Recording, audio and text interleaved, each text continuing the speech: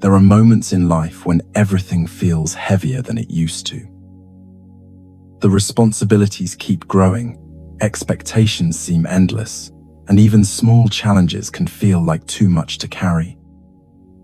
Many people move through their days appearing calm and capable, while quietly holding exhaustion, worry, disappointment, and unanswered questions deep inside.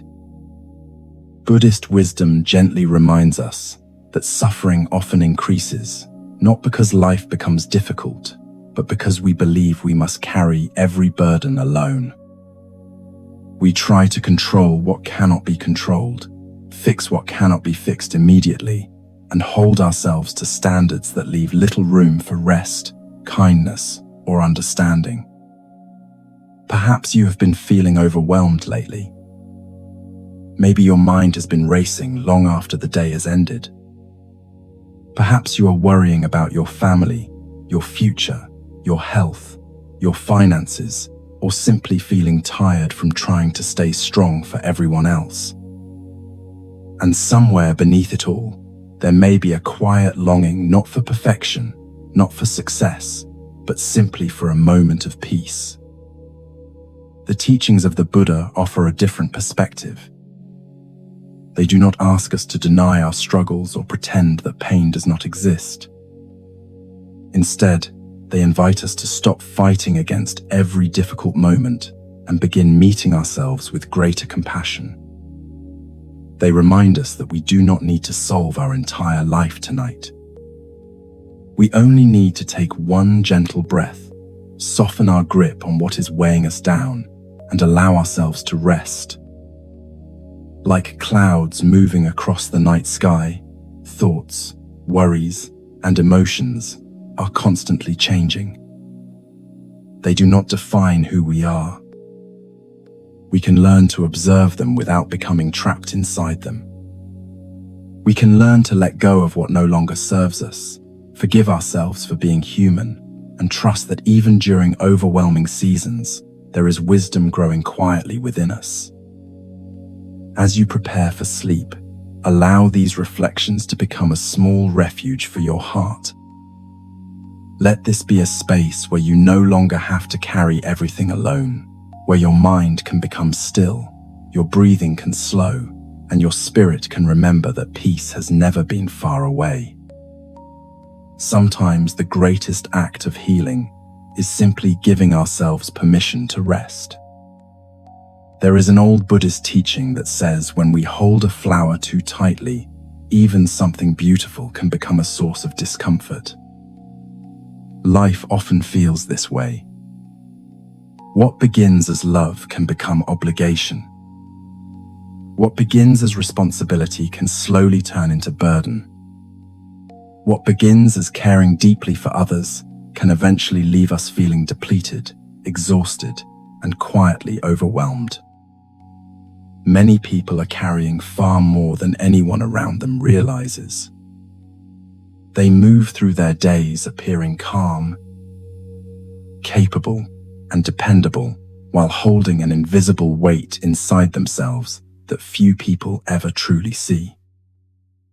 They smile when they need to smile. They continue working. They continue caring for their families. They continue answering messages, meeting expectations, and fulfilling obligations. Yet beneath that steady exterior, there is often a tired heart asking for permission to rest. Perhaps you know this feeling well. Perhaps you wake up already feeling behind before the day has even begun. Perhaps your mind immediately begins listing everything that still needs attention. There are bills to pay, people to support, decisions to make, responsibilities to fulfill, problems waiting to be solved, expectations to meet, and worries that seem to accompany you everywhere you go. Even during quiet moments, the mind rarely feels quiet. Instead, it searches for the next issue that must be handled, the next uncertainty that must be managed, or the next challenge that needs to be anticipated before it arrives. Many people live with a quiet sense that they are carrying an entire world on their shoulders. Some worry about aging parents whose health is changing. Others think constantly about children they hope will be happy, safe, and successful. Some carry memories of relationships that ended differently than they imagined. Some feel pressure to achieve more, earn more, become more, and somehow create a life that finally feels secure. Others carry grief that has no visible shape. There are people mourning dreams that never happened, opportunities they missed, years they feel they lost, and versions of themselves they believe they should have become by now. The difficult thing about invisible burdens is that they are rarely acknowledged. People notice when someone breaks an arm or suffers an injury. They see the cast, the bandage, the visible signs of pain.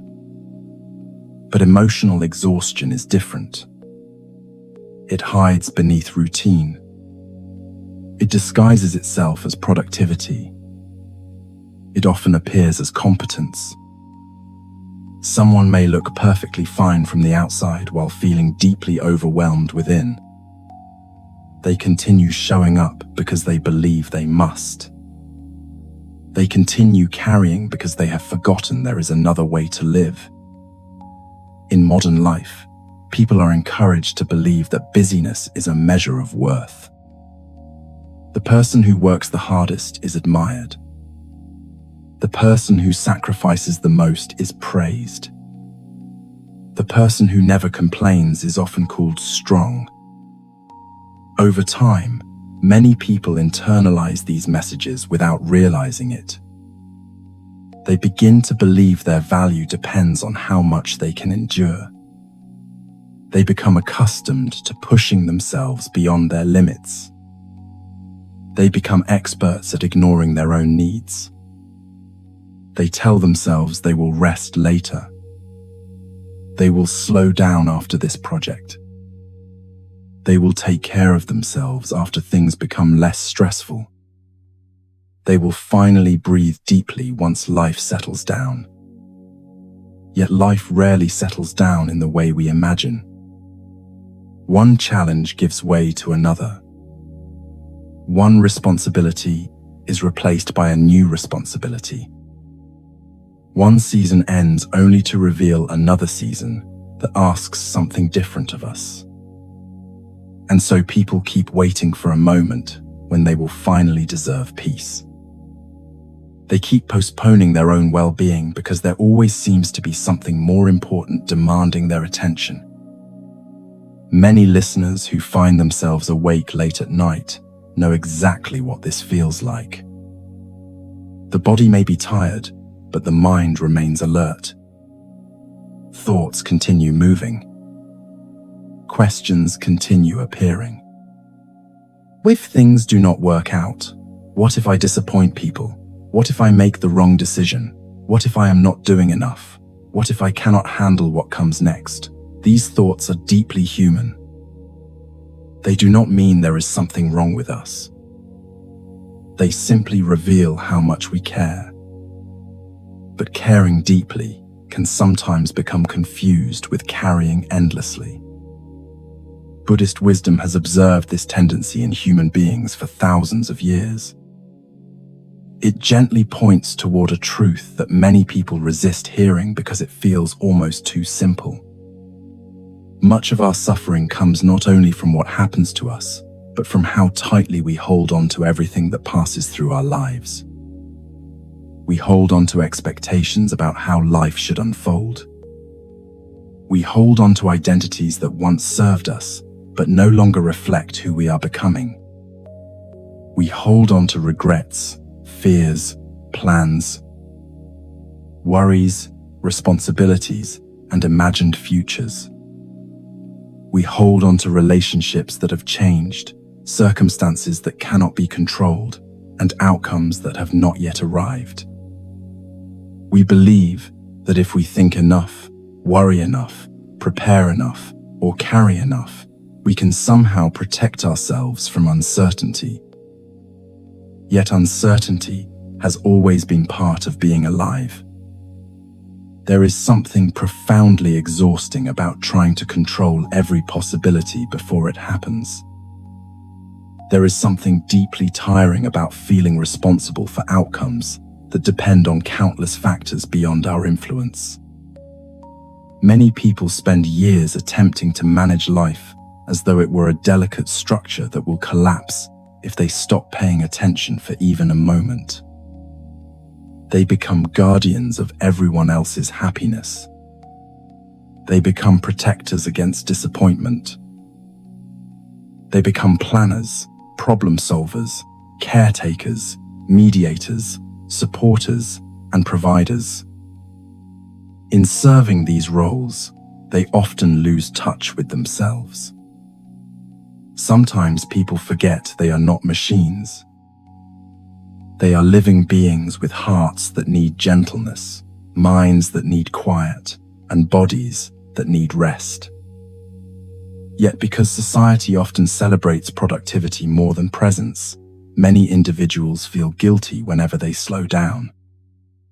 They interpret exhaustion as weakness. They interpret rest as laziness. They believe they must earn the right to pause. But perhaps rest was never something meant to be earned. Perhaps rest is simply part of being human. Acceptance is one of the most compassionate teachings found within Buddhist wisdom, although it is often misunderstood. Acceptance does not mean giving up. It does not mean becoming passive or indifferent. It does not mean refusing to care. Acceptance means acknowledging reality without adding another layer of struggle on top of what already exists. It means understanding that not everything can be solved immediately. Not every question has an answer tonight. Not every burden belongs entirely to us. Imagine carrying a backpack filled with stones. At first, it may feel manageable. A few stones represent responsibility. A few stones represent love. A few stones symbolize meaningful commitments. But over time, additional stones are added. One stone is worry about the future. Another is guilt from the past. Another is fear of disappointing others. Another is self-criticism. Another is the belief that you should already be further along in life. Another is the expectation that you must remain strong no matter what happens. Eventually, the backpack becomes so heavy that walking itself becomes difficult. Yet, because the weight accumulated gradually, many people do not recognize how burdened they have become. They simply assume life is supposed to feel this way. They assume constant tension is normal. They assume mental exhaustion is inevitable. They assume carrying everything alone is proof of maturity. But what if it is not? What if wisdom involves learning which stones can finally be set down? What if peace begins not by becoming stronger, but by becoming gentler toward ourselves? Many people have spent years learning how to care for others, while never learning how to care for themselves. They know how to listen. They know how to support friends during difficult times. They know how to offer encouragement and compassion. They know how to reassure others that they deserve kindness. Yet when it comes to their own suffering, they often become harsh critics. They tell themselves they should handle things better. They tell themselves they should not feel overwhelmed. They compare their struggles to those of others and convince themselves they have no right to be tired. Compassion, however, begins with recognizing our shared humanity. Every person experiences seasons of exhaustion. Every person reaches moments when life feels heavier than expected. Every person encounters circumstances they did not choose. There is no shame in feeling overwhelmed. There is no failure in admitting that we have carried too much for too long. The Buddha often encouraged people to observe their experience with awareness rather than judgment. Awareness asks simple questions. What am I holding right now? Does this belong to me? Is this burden helping me live with greater peace? Or is it quietly consuming my energy? Am I carrying responsibility? Or am I carrying fear disguised as responsibility? Am I caring for others? Or have I forgotten how to care for myself? These questions are not meant to produce immediate answers. They are invitations toward gentleness. They allow us to step back from the constant momentum of life and notice what has been happening inside us all along. Some people are carrying grief they have never spoken aloud. Some are carrying disappointment over dreams that changed shape. Some are carrying loneliness despite being surrounded by people. Some are carrying pressure to succeed because they fear they will disappoint their families if they do not. Some are carrying years of striving because they believe their worth depends entirely on what they accomplish. And many are carrying a silent belief that they must face everything alone. This belief often develops gradually. Perhaps there was a time when support was unavailable. Perhaps asking for help felt unsafe. Perhaps independence became necessary for survival. Over time, self-reliance transformed into identity. They became the strong one, the dependable one, the person others leaned on, the one who always seemed to have answers. But even the strongest people need somewhere to rest. Even those who comfort others need comfort themselves. Even those who appear resilient have moments when their hearts grow tired. A tree standing in the middle of a storm does not survive because it resists every gust of wind. It survives because it bends. Flexibility is not weakness. Softness is not failure. Learning to release what cannot be controlled is not surrender. It is wisdom. There are moments when strength means persevering despite difficulty. But there are also moments when strength means acknowledging limits. It means recognizing that being human includes vulnerability. It means allowing ourselves to say, I cannot carry this alone anymore.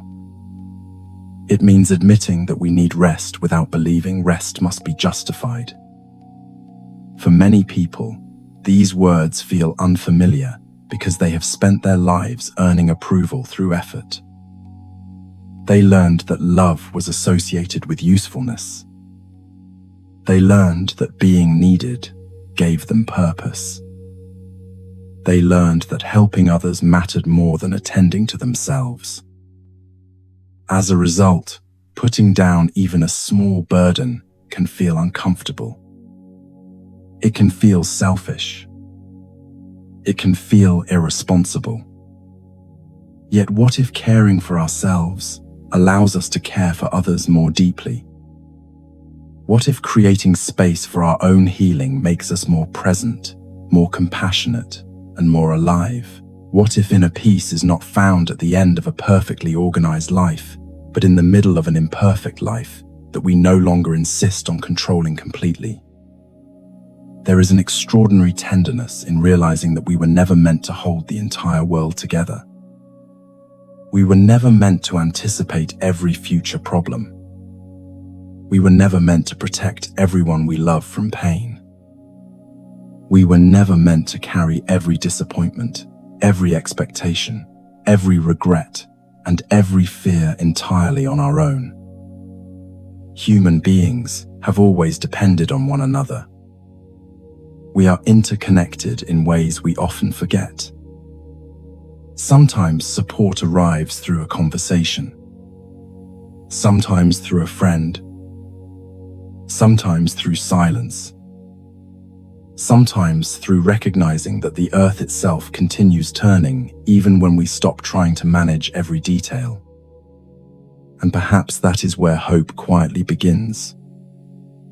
Not in solving everything, not in becoming someone different, not in finally reaching a life free from uncertainty, but in understanding that our worth has never depended on how much we can carry. Perhaps peace begins with allowing ourselves to loosen our grip. Perhaps healing begins when we stop treating ourselves as projects to be completed and start relating to ourselves as companions worthy of patience. Perhaps the tired heart does not need another strategy, another goal, or another expectation. Perhaps it simply needs permission to breathe, permission to pause, permission to acknowledge that it has done enough for today. And perhaps the most compassionate question we can ask ourselves is not, how can I become strong enough to carry more? But rather, what if some of the things exhausting me were never mine to carry in the first place? There is a quiet truth that many people discover only after years of feeling overwhelmed. Not everything we carry is actually ours to carry. Some burdens belong to our responsibilities, while others are made from fears, expectations, worries, and invisible pressures that slowly gather around us until they become so familiar that we stop noticing how heavy they have become. We simply assume this is what adulthood feels like. We assume this constant tension is normal. We assume that love means carrying more, that caring means worrying endlessly, and that being a good person means remaining strong no matter how tired we become. Yet there is a meaningful distinction between responsibility and emotional burden, and understanding that distinction can change the way we experience our lives. Responsibility is grounded in presence. It asks us to show up for what matters. It invites us to care, to participate, to contribute, and to offer our best efforts with sincerity. Responsibility is healthy because it has boundaries. It recognizes that there are things we can influence and things we cannot. Emotional burden, however, often has no boundaries at all. Emotional burden tells us that we must think about everything, prepare for everything, prevent every disappointment, anticipate every possible problem, and somehow protect ourselves and everyone we love from uncertainty. Responsibility says, I will do what I can. Emotional burden whispers, I must make sure nothing goes wrong. Responsibility encourages us to engage with life. Emotional burden convinces us that we must carry life itself. Many people spend years living inside emotional burden without realizing it. They wake up already carrying tomorrow's worries before today has even begun. They replay conversations long after they have ended. They imagine scenarios that may never happen. They feel responsible for the moods of others, the happiness of their families, the success of their relationships, and outcomes that depend on countless circumstances beyond their control.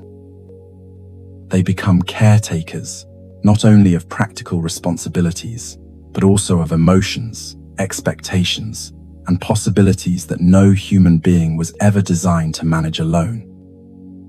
Perhaps you know what this feels like. Perhaps you have become the dependable person in your family, the one who others call when they need support. Perhaps you have learned to be strong because there was a time in your life when strength was necessary. Maybe people have always admired your resilience. They see your capability, your dedication, your willingness to keep going even when you are exhausted. But what they often do not see is the quiet cost of carrying so much.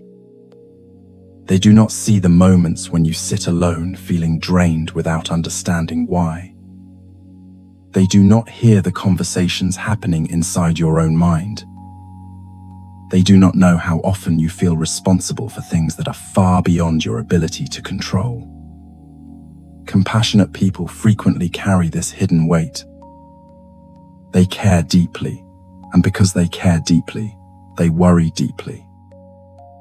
They want to help. They want to protect.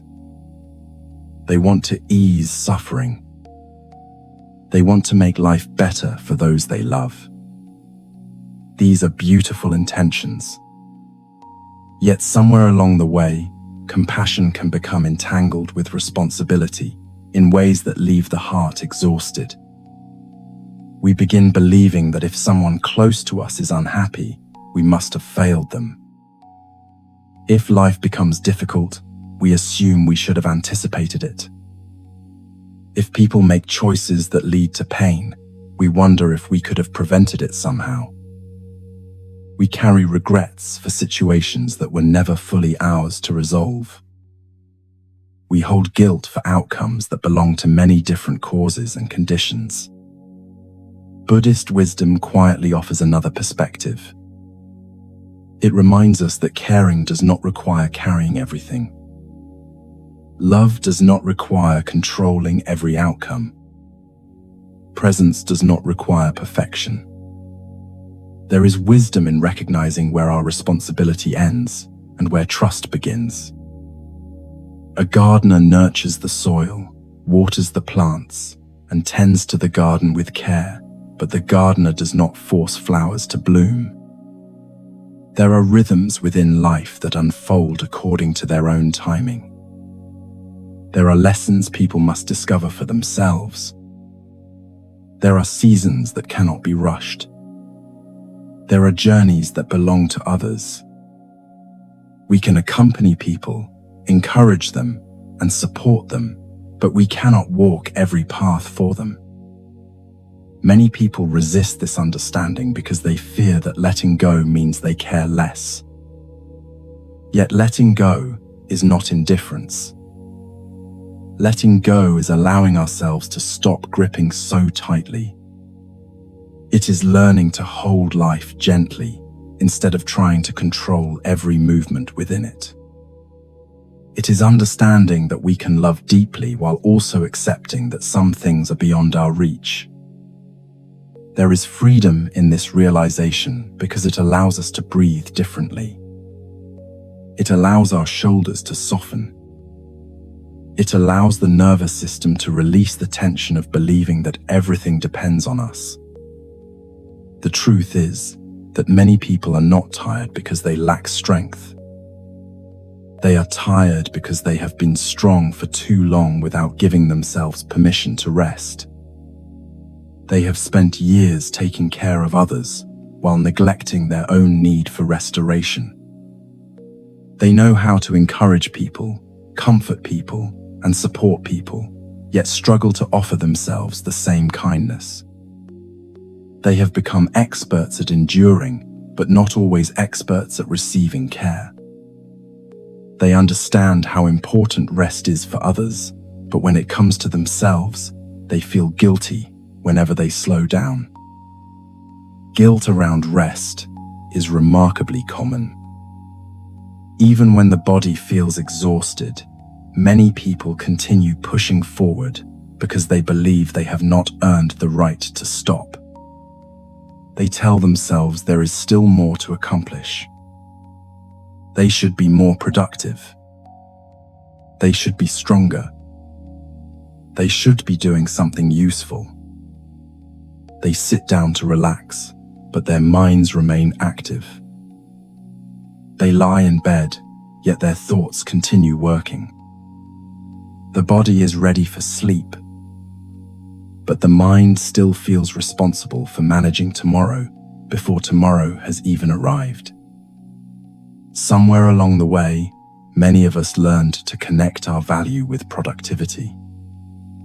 We learned that achievement brings recognition, that busyness creates a sense of importance, and that sacrificing ourselves proves our dedication. We became accustomed to measuring our worth through effort. Yet there is something profoundly exhausting about living this way because the finish line keeps moving. There is always another task, another expectation, another responsibility, another goal waiting just beyond the horizon. Nature offers a very different perspective. Trees do not apologize when they become dormant during winter. Rivers do not feel guilty for slowing down. Birds seek shelter during storms without questioning whether they deserve rest. The earth itself moves through cycles of activity and stillness. Yet human beings often resist their own rhythms. We push against exhaustion. We ignore our need for restoration. We postpone rest until some imagined future moment when life finally feels manageable. But perhaps life was never meant to become completely manageable. Perhaps peace was never intended to arrive after every problem disappears. Perhaps peace is something we learn to cultivate within imperfect circumstances. Perhaps rest is not a reward waiting at the end of struggle, but a necessary part of living wisely. There is a Zen saying that reminds us, you should sit in meditation for 20 minutes every day, unless you are too busy. Then you should sit for an hour. The wisdom behind these words is not about meditation itself. It is about recognizing that the moments when we feel least able to pause are often the moments when we need stillness most. When life feels overwhelming, our instinct is usually to do more, think more, plan more, and push harder. Yet sometimes the most compassionate response is not additional effort. Sometimes it is allowing ourselves to stop, even briefly, and remember that we are human beings, not machines. Many listeners carry an inner voice that constantly says, keep going. Do not slow down. Other people need you. There is still work to do. This voice may have developed years ago. It may have helped us survive difficult periods. It may have encouraged us to persevere when circumstances required strength. But not every voice that once protected us continues serving us in the present. Some voices belong to older versions of ourselves. Some belong to expectations we inherited from others. Some belong to beliefs that no longer align with the life we wish to create. What if rest did not have to be justified? What if taking care of yourself was not selfish?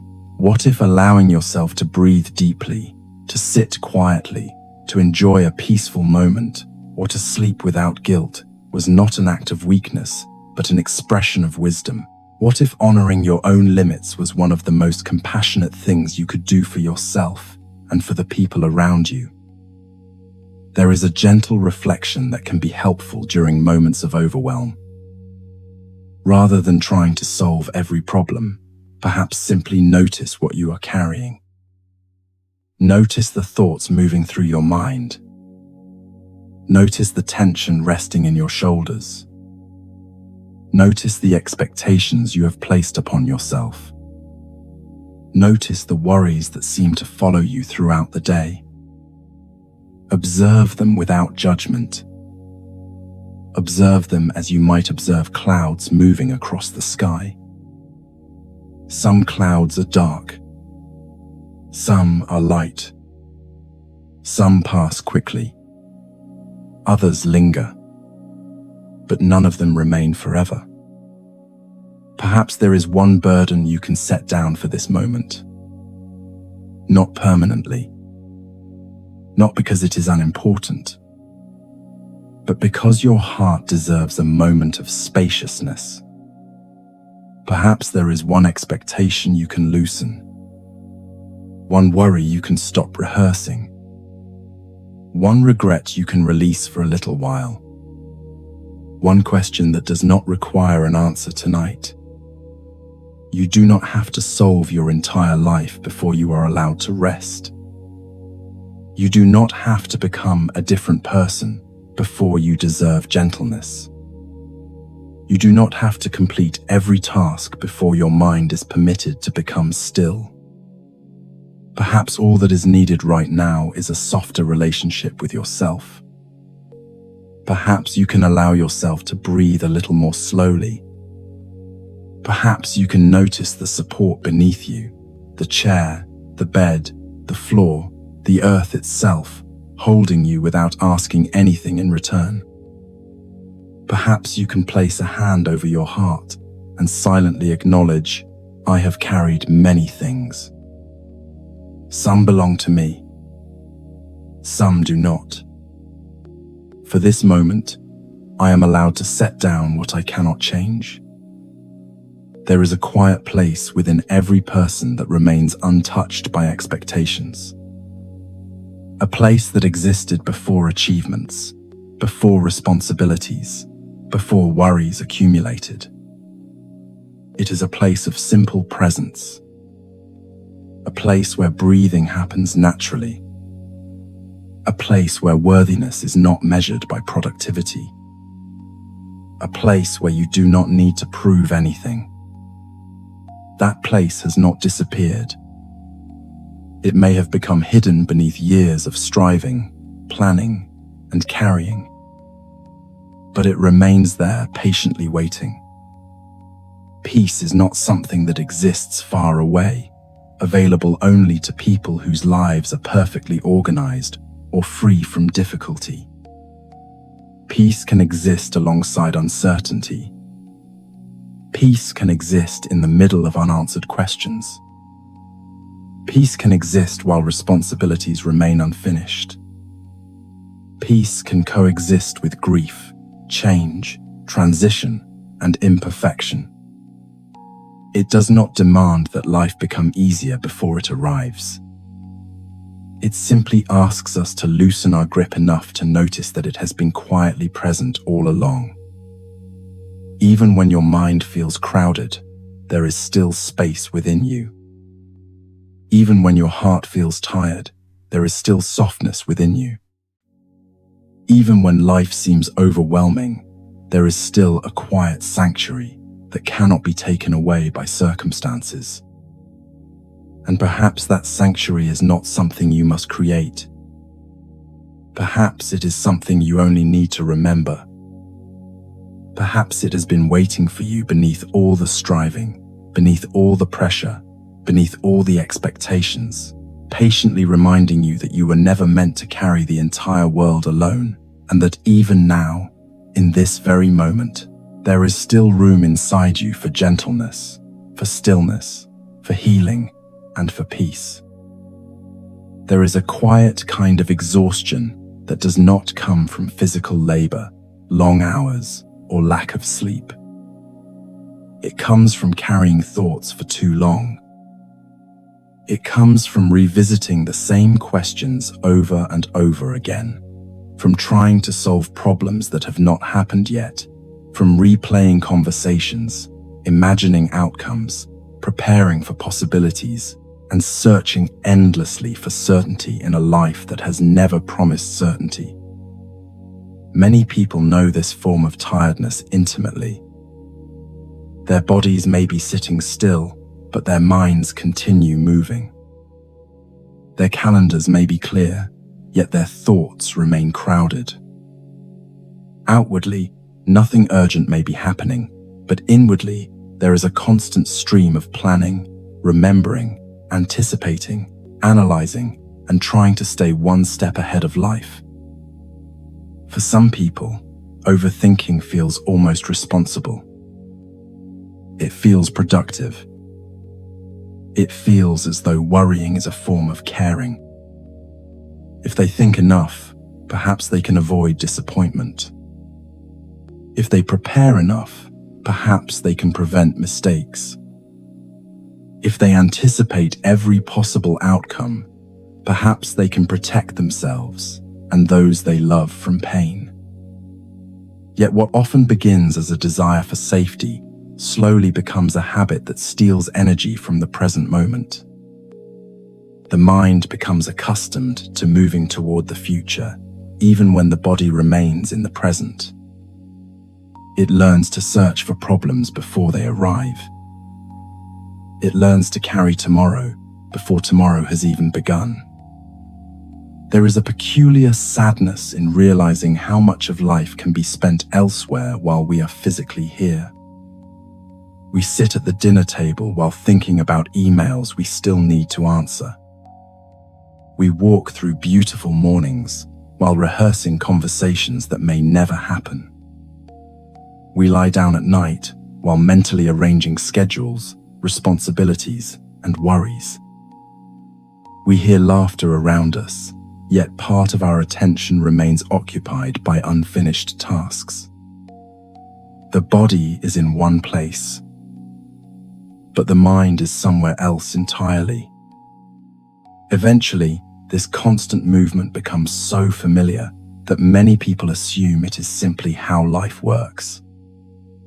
Perhaps you recognize this experience.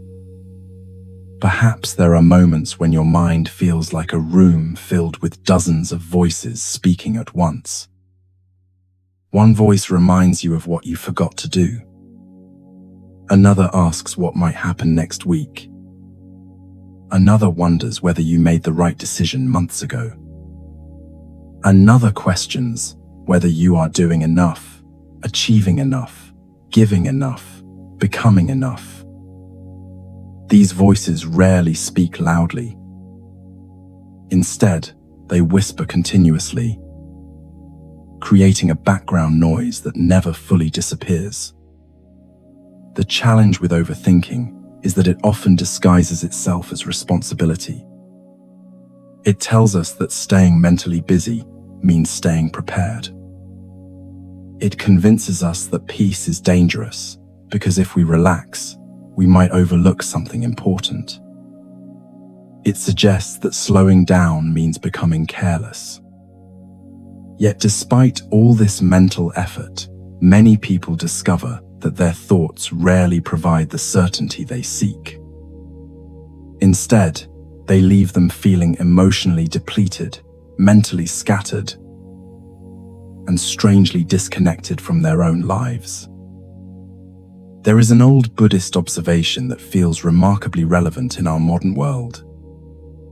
It teaches that the human mind has a tendency to wander between what has already happened and what has not yet happened, while missing the only place where life is actually unfolding.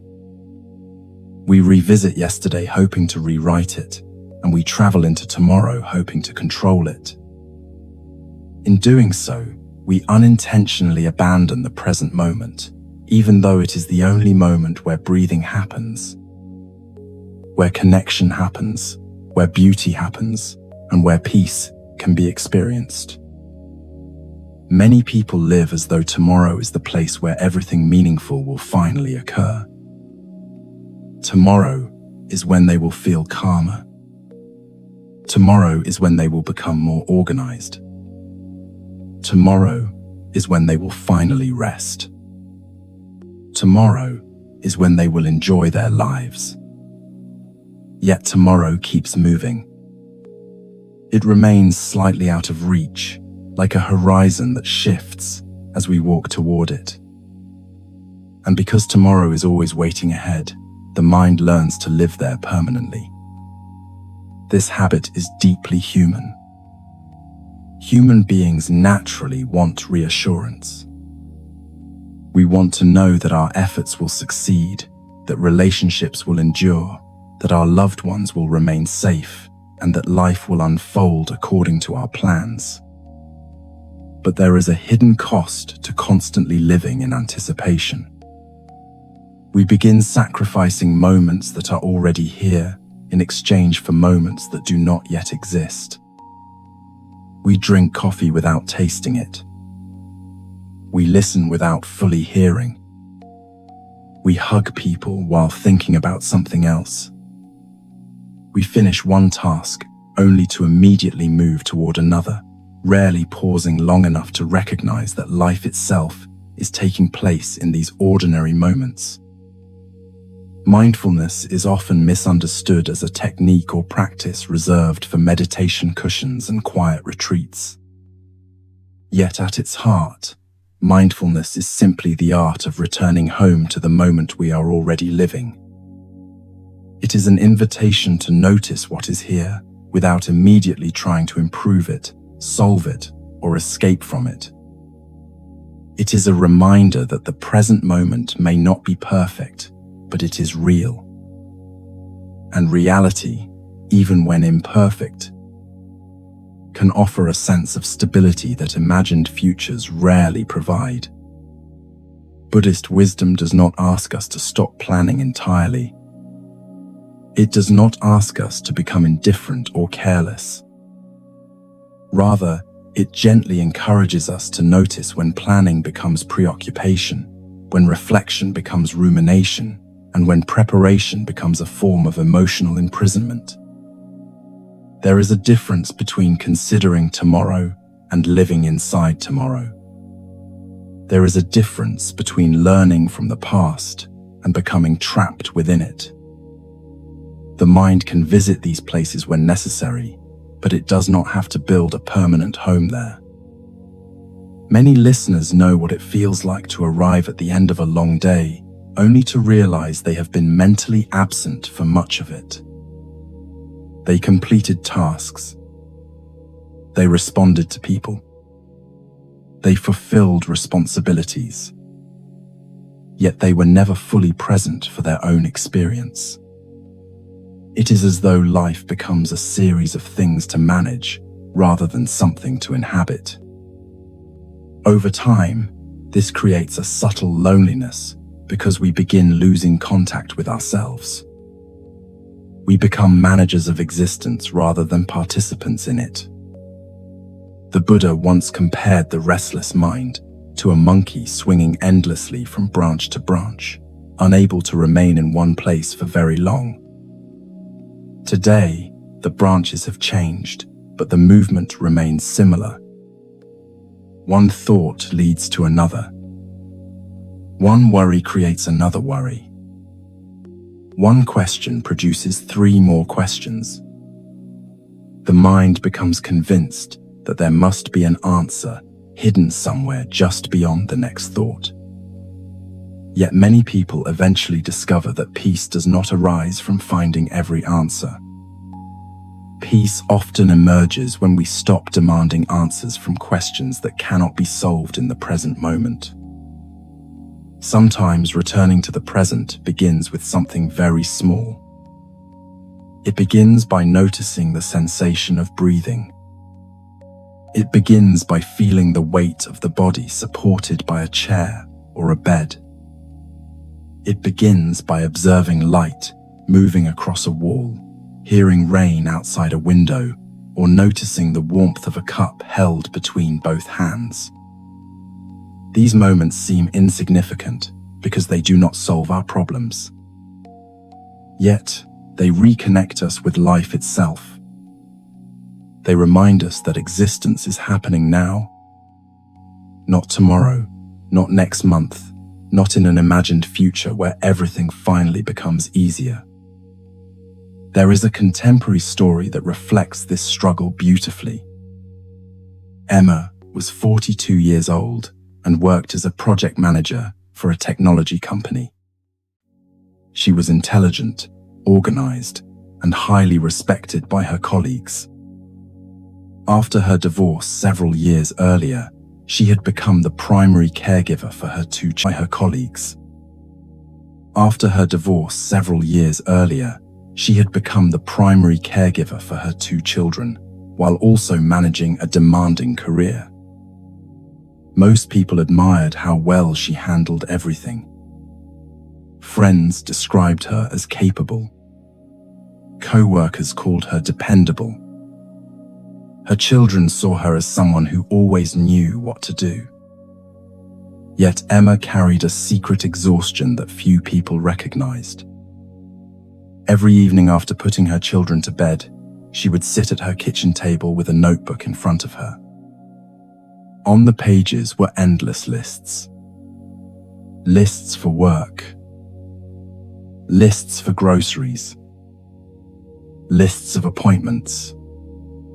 Lists of things she needed to remember. Lists of goals she hoped to achieve. Lists of conversations she needed to have. Lists of things she wanted to improve about herself. She believed these lists helped her stay organized. At first, they probably did. But gradually, the lists multiplied. One notebook became 3. 3 became 6. Soon there were lists everywhere. Sticky notes attached to mirrors. Reminders stored on her phone. Schedules pinned to a bulletin board. Pages folded into books. Notes tucked into bags. And despite all this preparation, Emma felt increasingly anxious. Every completed task revealed another unfinished task. Every accomplishment created another expectation. She often found herself lying awake long after midnight, mentally reviewing everything she had not yet done. One afternoon, while meeting a friend for coffee, she admitted something she had never said aloud. "I don't think my work is what is exhausting me," she said quietly. Her friend looked at her gently. "What do you think it is?" Emma paused. Then she laughed softly. "I think it's the fact that my mind never clocks out." There was a long silence between them. People moved in and out of the cafe. Coffee machines hummed in the background. Outside, autumn leaves drifted across the sidewalk. Her friend eventually asked, "When was the last time you sat down without trying to improve something?" Emma opened her mouth to answer, then stopped. She honestly could not remember. She had become so accustomed to optimizing, planning, preparing, and thinking ahead that simply existing felt unfamiliar. Even moments of rest had become projects. She listened to podcasts about productivity while exercising. She read books about personal growth before bed. She organized weekends around efficiency. She approached life as though she were managing an endless series of objectives. Yet beneath all her effort was a tired woman who had forgotten what it felt like to simply experience a moment without trying to transform it into something else. Several weeks later, Emma found herself sitting alone in a park after dropping her children at school. She had arrived early for a meeting and had 20 unexpected minutes with nothing scheduled. Her first instinct was to take out her phone, check emails, review tasks, update her calendar, plan the rest of the day. But something made her stop. She watched a dog running across the grass. She noticed sunlight moving through tree branches. She heard children laughing in the distance. For a brief moment, she realized that life was happening around her without requiring her constant supervision. Nothing needed fixing. Nothing needed organizing. Nothing needed improving. There was simply a woman sitting quietly on a bench, breathing. And although the moment lasted only a few minutes, it revealed something she had not understood for many years. Perhaps exhaustion does not always come from having too much to do. Perhaps sometimes it comes from carrying tomorrow inside our minds while today quietly passes by. And perhaps the question many of us have never asked ourselves is this: if our minds have become accustomed to living somewhere else, what would it feel like to gently invite them home again? There is something quietly revealing about the moment when we finally notice how tired our minds have become. Not physically tired in the ordinary sense, but weary from carrying thoughts that never seem to end.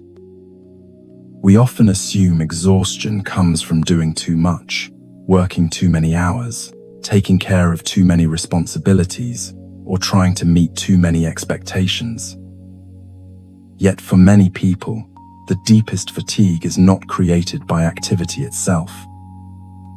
It is created by the endless movement of the mind. It is created by constantly revisiting the past, anticipating the future, rehearsing conversations, solving imaginary problems, and attempting to prepare for outcomes that have not yet arrived. Perhaps this is what Emma began to understand while sitting on that bench in the park. For years, she had believed she was exhausted because her life was full. She was raising 2 children, navigating a career, managing a household, making decisions, organizing schedules, and trying to create stability after a difficult chapter of her life. All of these things required energy, and they certainly mattered.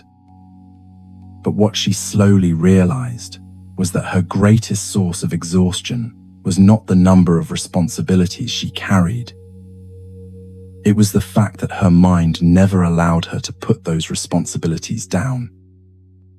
Even when she was with her children, part of her mind remained at work. Even when she was working, part of her mind was worrying about tomorrow. Even when she was trying to rest, another part of her mind was creating new lists. She had become someone who was physically present but mentally elsewhere. Many people recognize themselves in this pattern. They drink coffee while thinking about meetings. They take walks while reviewing old conversations. They listen to music while planning next week. They lie in bed while mentally reorganizing their entire lives. Their minds have become accustomed to movement. Stillness feels unfamiliar. Presence feels unfamiliar. Quiet feels unfamiliar. And perhaps this is one of the hidden lessons inside mental exhaustion.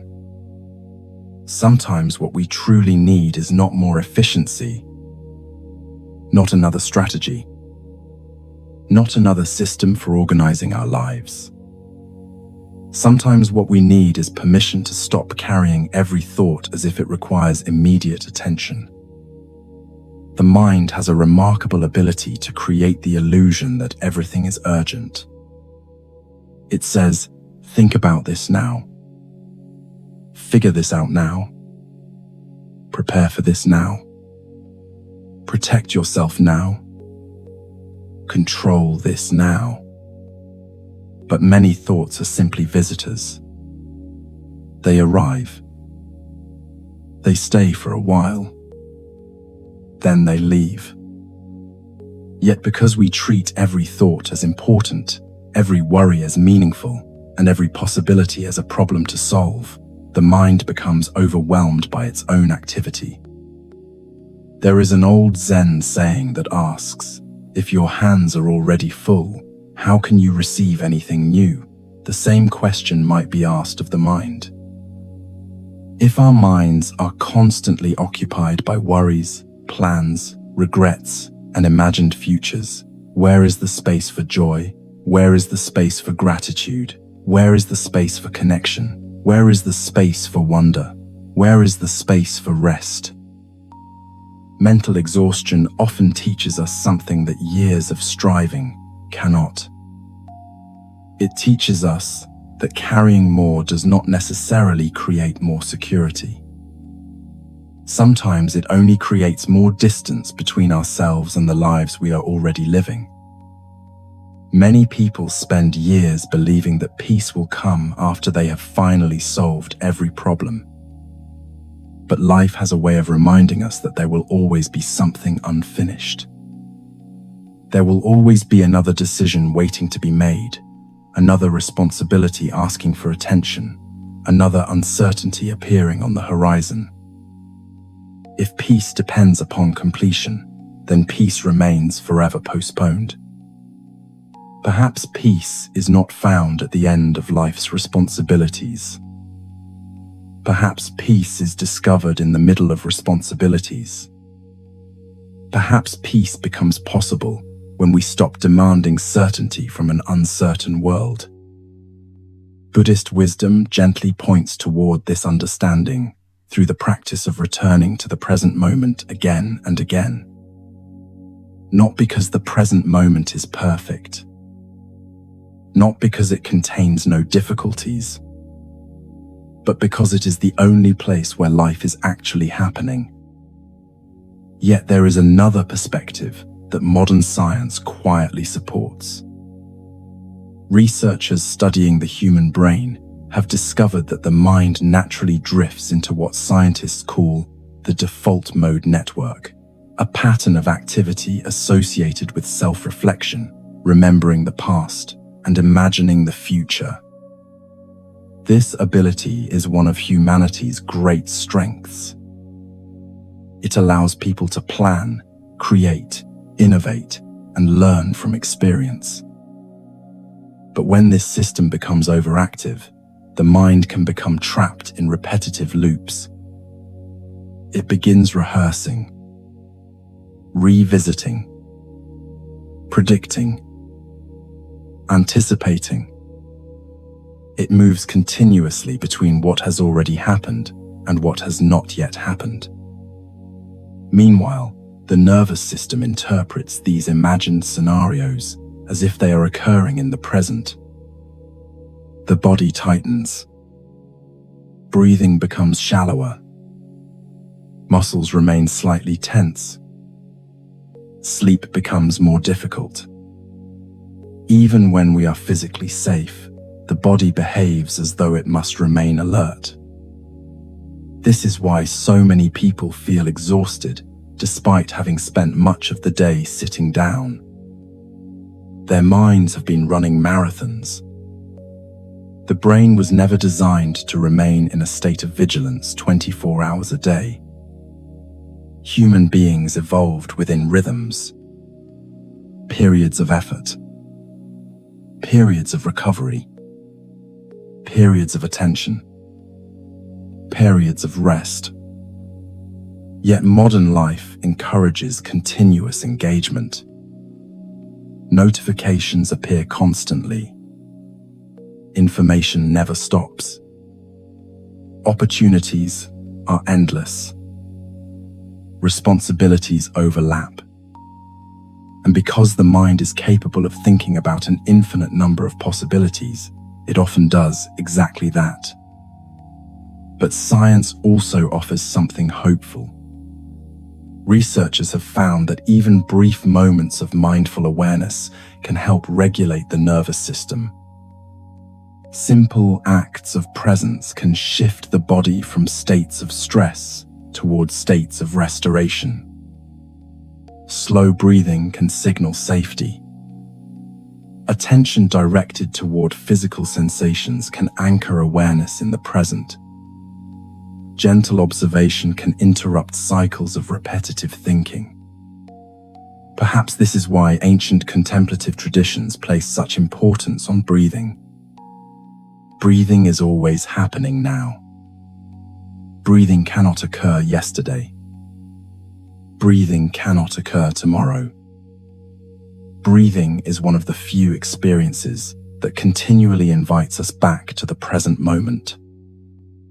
You may notice that whenever your mind feels overwhelmed, your breathing changes. It becomes smaller, quicker, less noticeable, almost as if the body is trying to keep pace with the thoughts. Yet the breath is patient. It never argues with the mind. It never demands attention. It simply waits. waiting for the moment when we remember it is there. Perhaps before sleep there is value in returning to something incredibly simple. Not because simplicity solves every problem, but because simplicity reminds us that we do not need to solve everything at once. Perhaps there is wisdom in taking 3 conscious breaths.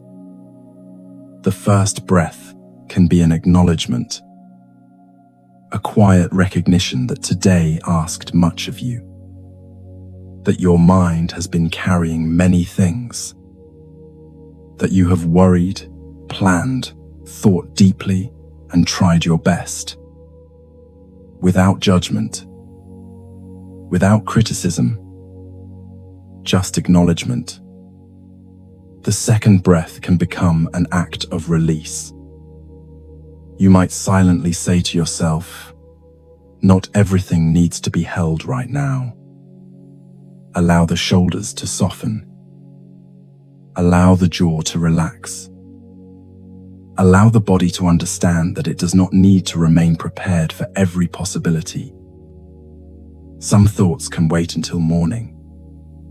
Some decisions do not require answers tonight. Some concerns belong to another day. The third breath can become an invitation toward trust. Trust that life can continue unfolding even when you stop thinking about it. Trust that tomorrow will arrive whether you rehearse it or not. Trust that rest itself is not avoidance. Rest is participation in life. It is cooperation with the rhythms that sustain human beings. There is something deeply compassionate about realizing that the mind does not need to solve everything before sleep. Many people unknowingly approach bedtime as a final opportunity to organize existence. They review schedules. They revisit mistakes. They reconsider conversations. They evaluate themselves. They measure progress. They ask whether they have done enough, whether they have been enough, whether they have become enough. Yet the mind rarely finds satisfying answers at midnight. The mind simply creates more questions. And perhaps this is where another kind of wisdom becomes available. What if the purpose of the evening is not resolution? What if the purpose of the evening is transition? A transition from effort into gentleness, from productivity into presence, from striving into acceptance, from carrying into setting down. What if sleep itself is an act of trust? Every night we close our eyes without complete certainty about tomorrow. Every night we release control. Every night we allow ourselves to enter a state where planning becomes impossible. Perhaps sleep quietly teaches us something that waking life often forgets. That there are moments when doing less is wiser than doing more. Moments when letting go is wiser than holding tighter. Moments when surrender is wiser than continued struggle. The Buddha once spoke about the importance of observing thoughts without becoming entangled in them. Thoughts are not commands. Thoughts are not prophecies. Thoughts are experiences passing through awareness. Some thoughts deserve attention. Some deserve compassion. Some deserve curiosity. And some simply deserve permission to leave. Not every thought requires engagement. Not every worry deserves residence inside the heart. Not every possibility needs to be explored. There is freedom in discovering that we can witness thoughts without following them. Like watching leaves drift down a stream. like observing clouds moving across a wide sky.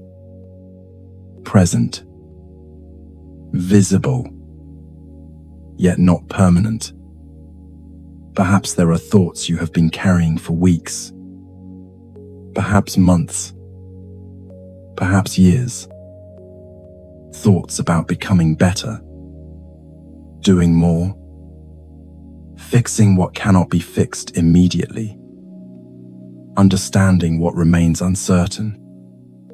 Perhaps you have treated these thoughts as responsibilities, yet maybe they are simply visitors, asking to be acknowledged before moving on. You do not have to force them away. You do not have to silence them. You do not have to conquer the mind. Perhaps all that is needed is a softer relationship with it. The mind thinks because it is trying to help. It worries because it wants safety. It plans because it wants stability. It revisits because it longs for understanding. These are not enemies. They are expressions of a deeply human desire to feel secure in an unpredictable world. But security does not always arise from having answers.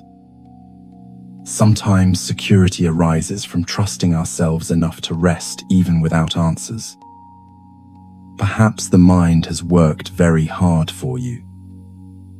Perhaps it has protected you through difficult seasons. Perhaps it has helped you survive uncertainty, loss, disappointment, and change. And perhaps now it needs something different. Not more problems to solve. Not more information. Not more pressure. Perhaps it simply needs reassurance. A gentle reminder that it has done enough for today. That tomorrow does not need to be carried tonight.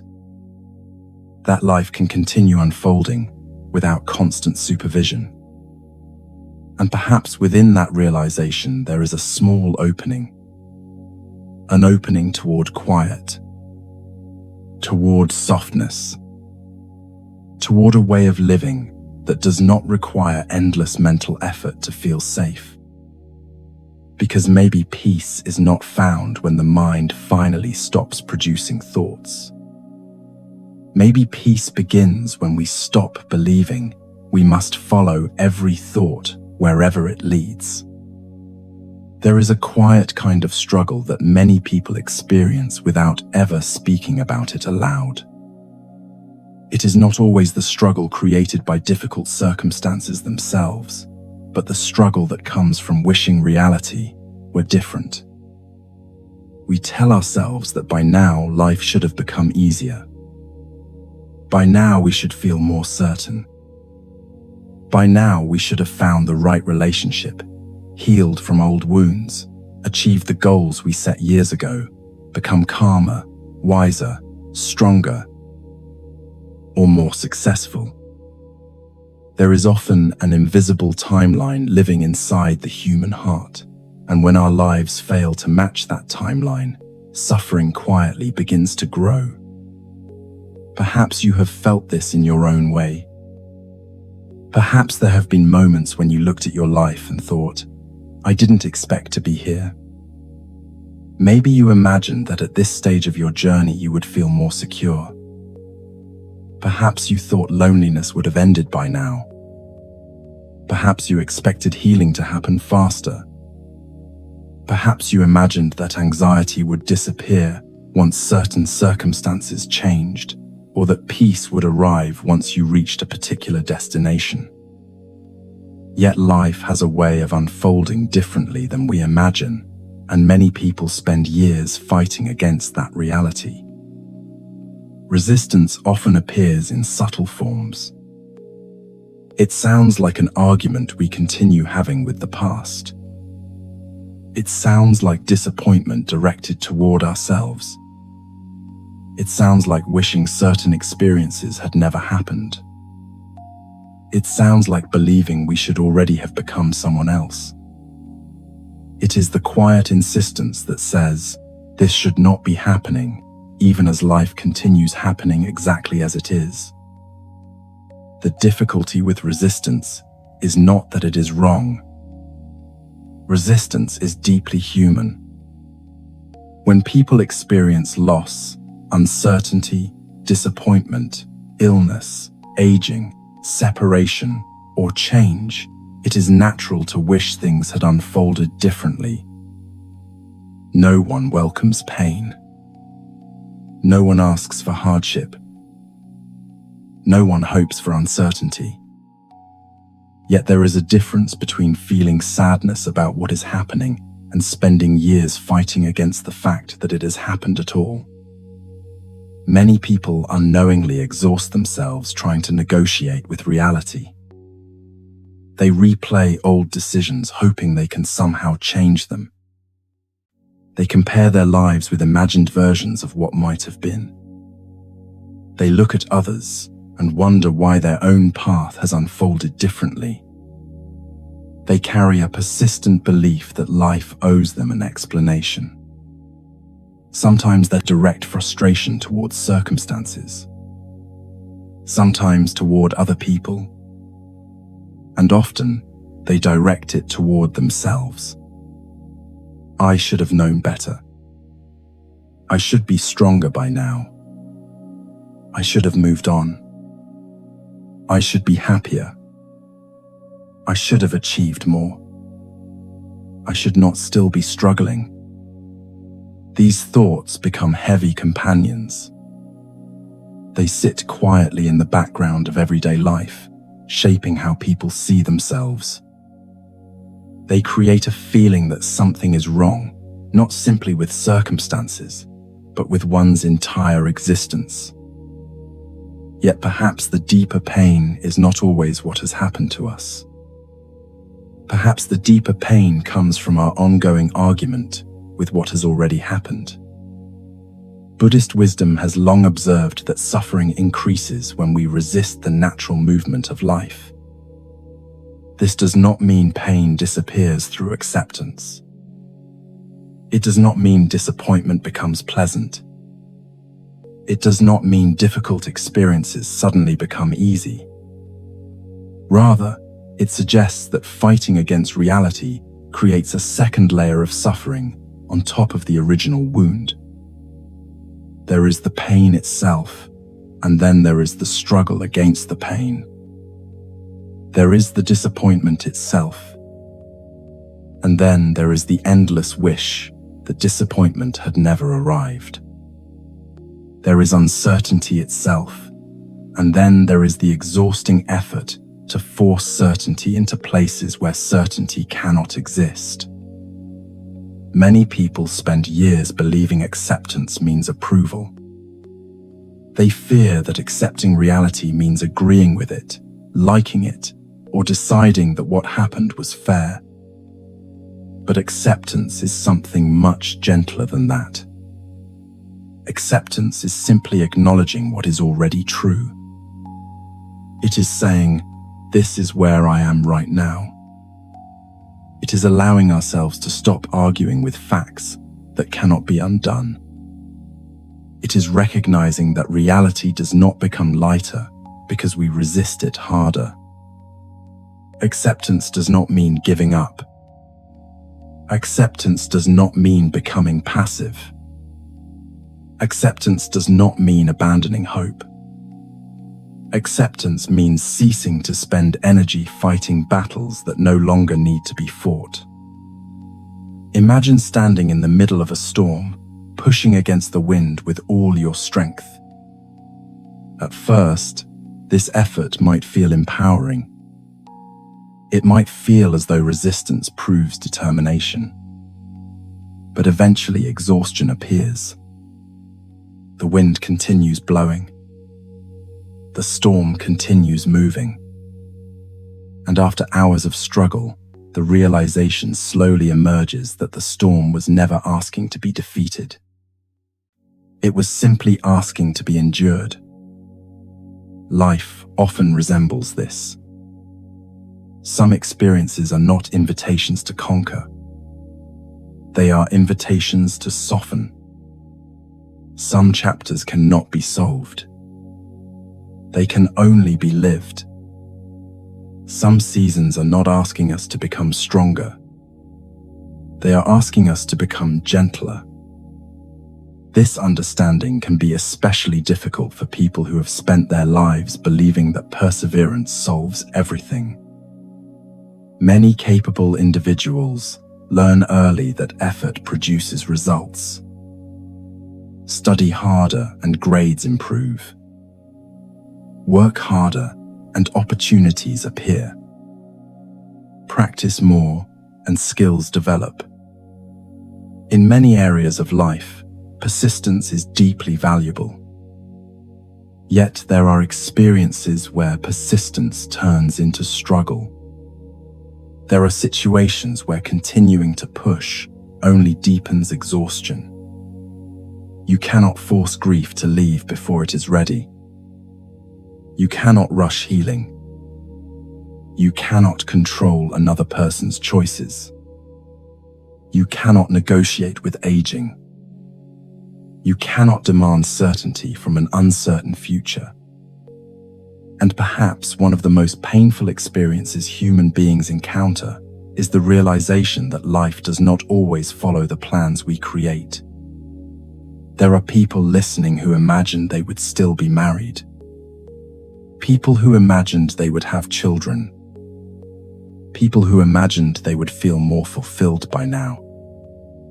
People who imagined illness would never become part of their story. People who imagined financial stability would arrive earlier.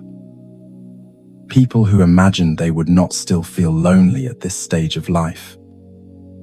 These disappointments are real. They deserve compassion. They deserve tenderness. But perhaps they do not deserve endless resistance. Because there comes a moment when fighting reality becomes more exhausting than reality itself.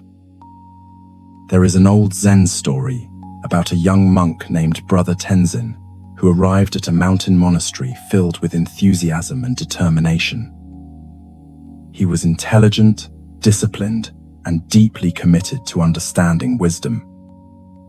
He believed spiritual practice would quickly bring peace, clarity, and freedom from suffering. Every morning, Brother Tenzin rose before sunrise. He meditated diligently. He memorized teachings. He worked harder than many of the other students. Yet despite all his effort, he felt frustrated. His mind remained restless. Difficult emotions still appeared. He found himself becoming irritated when meditation sessions felt uncomfortable and disappointed whenever his thoughts wandered. One afternoon, after several months at the monastery, he approached his teacher. "Master," he said, "I have practiced sincerely. I have followed every instruction, but I still feel disturbed. My mind still resists what I experience. I thought I would be peaceful by now." The old teacher smiled gently. Without answering, he invited Tenzin to accompany him down a narrow path that led toward a river flowing at the edge of the valley. The water moved steadily between large stones. Birds rested among nearby trees. Sunlight reflected across the surface. Beside the river rested a small wooden boat. The teacher stepped inside. Tenzin followed. Without explanation, the teacher handed him an oar. "Row upstream," he said. Tenzin obeyed. He pushed hard against the current. Minute after minute passed. His breathing became heavier. His muscles tightened. Sweat gathered on his forehead. The river continued flowing in the opposite direction. No matter how hard he rowed, progress was slow. Eventually, frustration appeared. "This is impossible," Tenzin said. The teacher remained silent. Tenzin continued rowing. After some time, he finally stopped. His arms ached. His shoulders felt tense. His expression revealed exhaustion. The teacher then picked up the oars himself. But instead of fighting against the river, he gently turned the boat. Now they moved with the current. The boat glided almost effortlessly. There was still movement, still attention, still participation. But there was no struggle. After several moments, the teacher looked at Tenzin and said softly, "Much of your suffering comes from rowing against rivers that are already flowing." Tenzin sat quietly. The sound of water filled the space between them. "You believe peace comes from forcing your mind to become different," the teacher continued. "You believe life should already look another way. You believe reality owes you a particular experience. But life is not asking you to win a battle. Life is asking whether you are willing to stop fighting the current." Tenzin lowered his gaze. He realized that even his spiritual practice had become another form of resistance. He was resisting discomfort, resisting uncertainty, resisting sadness, resisting imperfection, resisting being exactly where he was. He wanted transformation. But he wanted transformation without patience. He wanted peace without acceptance. He wanted wisdom without surrender. The teacher touched the surface of the river with his hand. "The river does not struggle to become a river," he said. "It simply flows." For a long time, Brother Tenzin watched the water moving around rocks, branches, and fallen leaves. It did not stop because obstacles appeared. It adjusted. It curved. It softened. It continued moving forward without arguing with the shape of the land beneath it. And perhaps what Tenzin began to understand in that moment was not that life becomes easy when we accept it, but that acceptance allows us to stop exhausting ourselves, trying to become stronger than reality itself. Perhaps there are places in our own lives where we have been rowing against the current for years. Perhaps there are experiences we still wish had never happened. Perhaps there are versions of ourselves we continue chasing because we believe who we are now is not enough. Perhaps there are expectations we inherited long ago that no longer fit the life unfolding before us. And perhaps the question, quietly waiting beneath all of this, is not, how do I make life become what I imagined, but something much gentler? What might happen if, instead of fighting every current, we allowed ourselves to learn how to move with the river that is already carrying us? Perhaps one of the most surprising discoveries in life is that peace rarely arrives through winning every battle we create inside ourselves. Many people spend years believing that they will finally feel calm when circumstances become more predictable, when relationships become easier, when finances improve, when healing is complete, or when they finally become the version of themselves they have been striving to become. Yet for countless people, even after achieving things they once desperately wanted, there remains a lingering sense of tension, as if something inside is still bracing against life. This tension often comes from an invisible habit. We become accustomed to struggling with reality itself.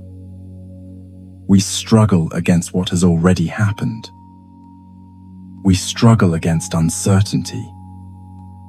We struggle against change.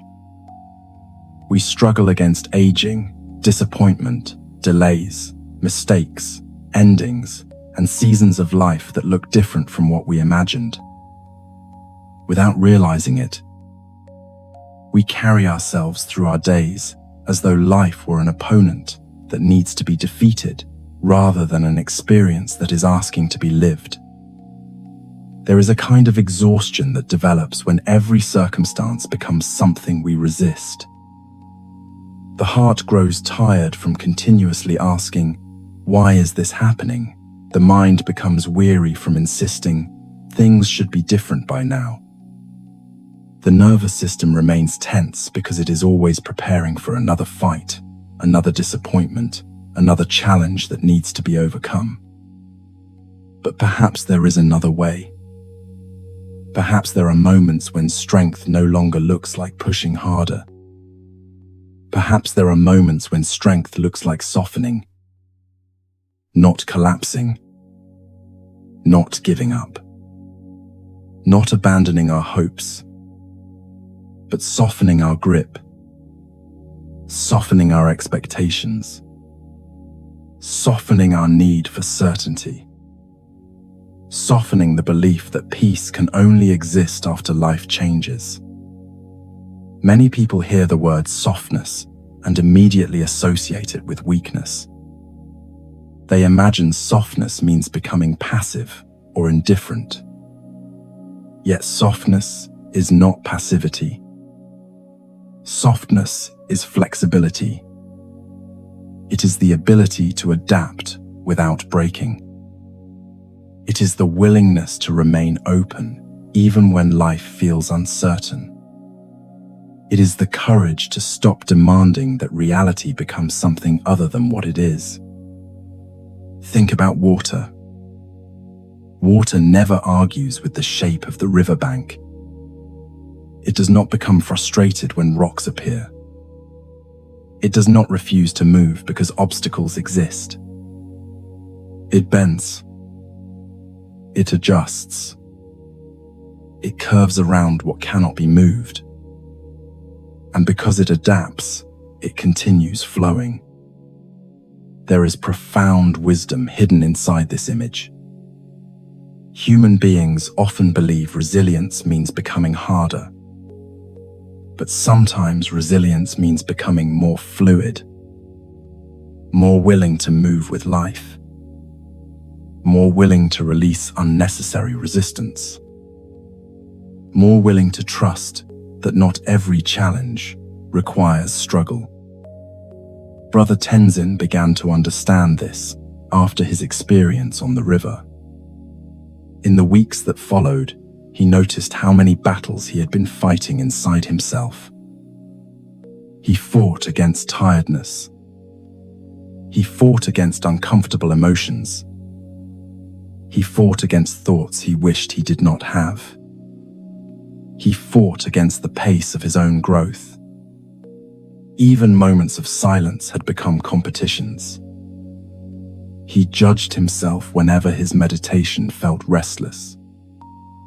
He criticized himself whenever sadness appeared.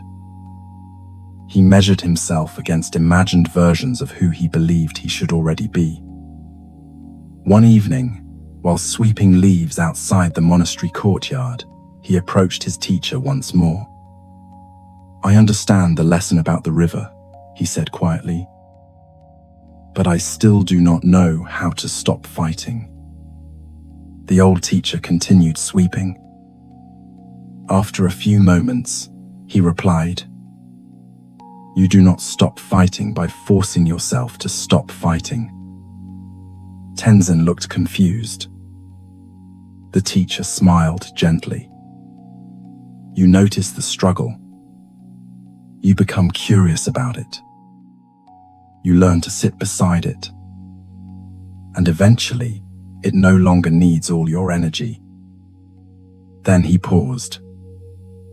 Acceptance is not something you achieve.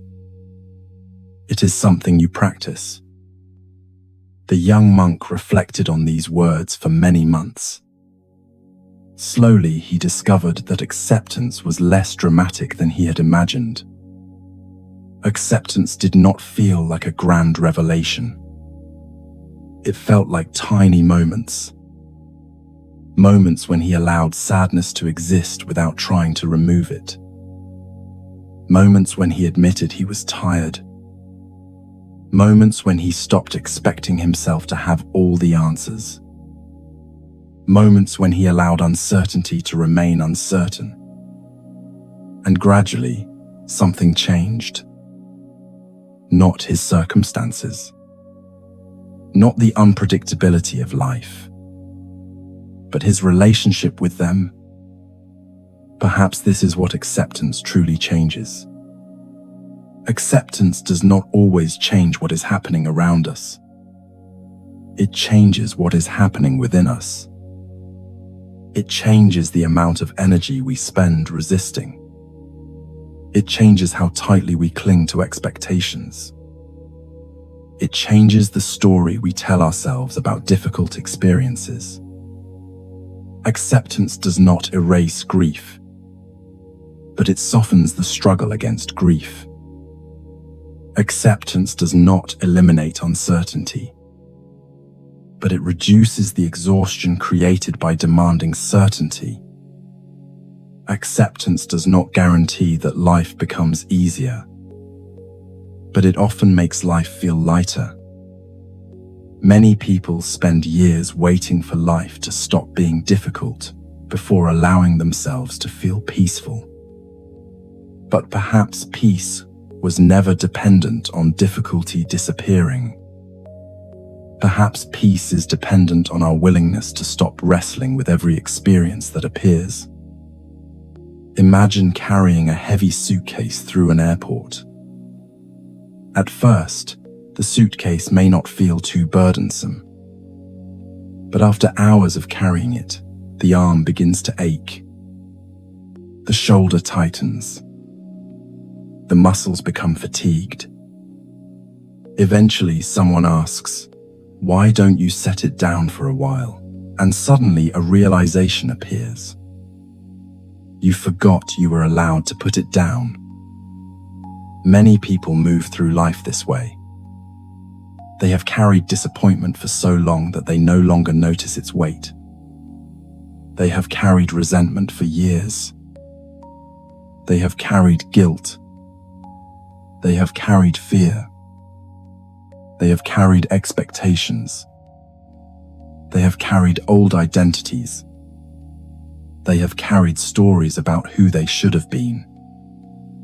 And because they have carried these things for so long, they assume carrying them is simply part of who they are.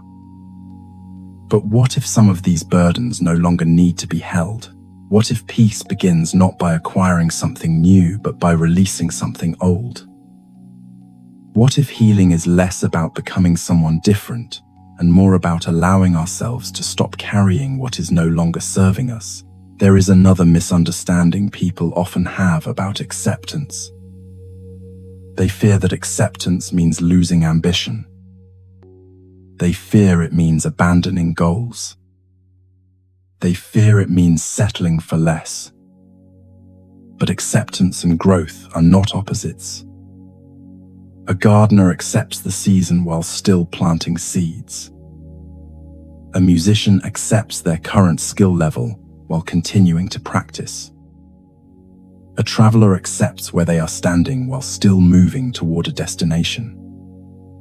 Acceptance simply removes the argument with reality. It allows effort to arise from wisdom rather than fear.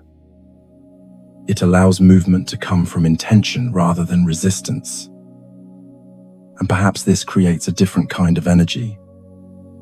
An energy that feels lighter, more sustainable, more compassionate.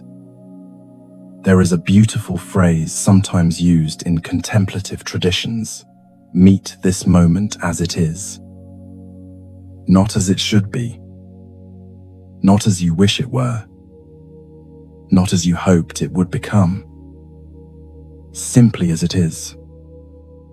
At first, this can feel uncomfortable. Many people have spent their entire lives trying to improve moments rather than inhabit them. They have become problem solvers, fixers, planners, achievers, and these qualities are valuable. But there are experiences that do not require fixing. Some experiences require witnessing. Some require patience. Some require tenderness. Some require waiting. And some require nothing more than our willingness to remain present. Perhaps there is something in your own life that you have been wrestling with. A situation that refuses to change. A relationship that unfolded differently than expected. A version of yourself you continue comparing yourself against. An unanswered question. A fear about the future. An old disappointment that still appears from time to time. Perhaps there is exhaustion in the constant effort to understand it. Perhaps there is exhaustion in trying to control what cannot be controlled. Perhaps there is exhaustion in carrying expectations that reality has never agreed to fulfill. And perhaps there is another possibility available. Not solving it. Not defeating it. Not understanding every detail. But simply allowing yourself to stop struggling against it. To stop asking life to become something else before you permit yourself to breathe. To stop requiring certainty before allowing yourself to experience calm. To stop postponing peace until every question receives an answer. There is a gentle reflection that can sometimes help during difficult moments. You might ask yourself, what am I resisting right now? What part of my experience am I insisting should be different? What expectation am I holding that continues creating tension? And if only for a moment, what would happen if I loosened my grip? Not forever. Not completely. Just enough to notice what softening feels like. You may discover that beneath resistance there is sadness. Beneath sadness there is longing. Beneath longing there is love. And beneath all of it, there is still a quiet part of yourself that has never been broken. A part that understands something the thinking mind often forgets. That life was never meant to be controlled.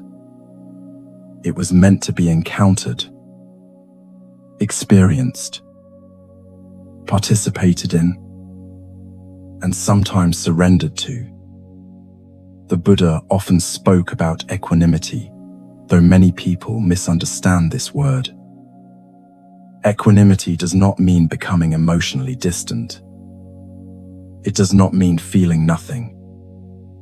It means learning how to remain balanced amid changing circumstances. It means recognizing that joy arrives and departs. Sadness arrives and departs.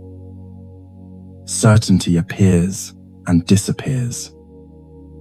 Seasons shift. Relationships evolve. Bodies age. Plans change. And through all of this movement, there remains the possibility of meeting life with steadiness rather than resistance. Perhaps this steadiness is not something we must create.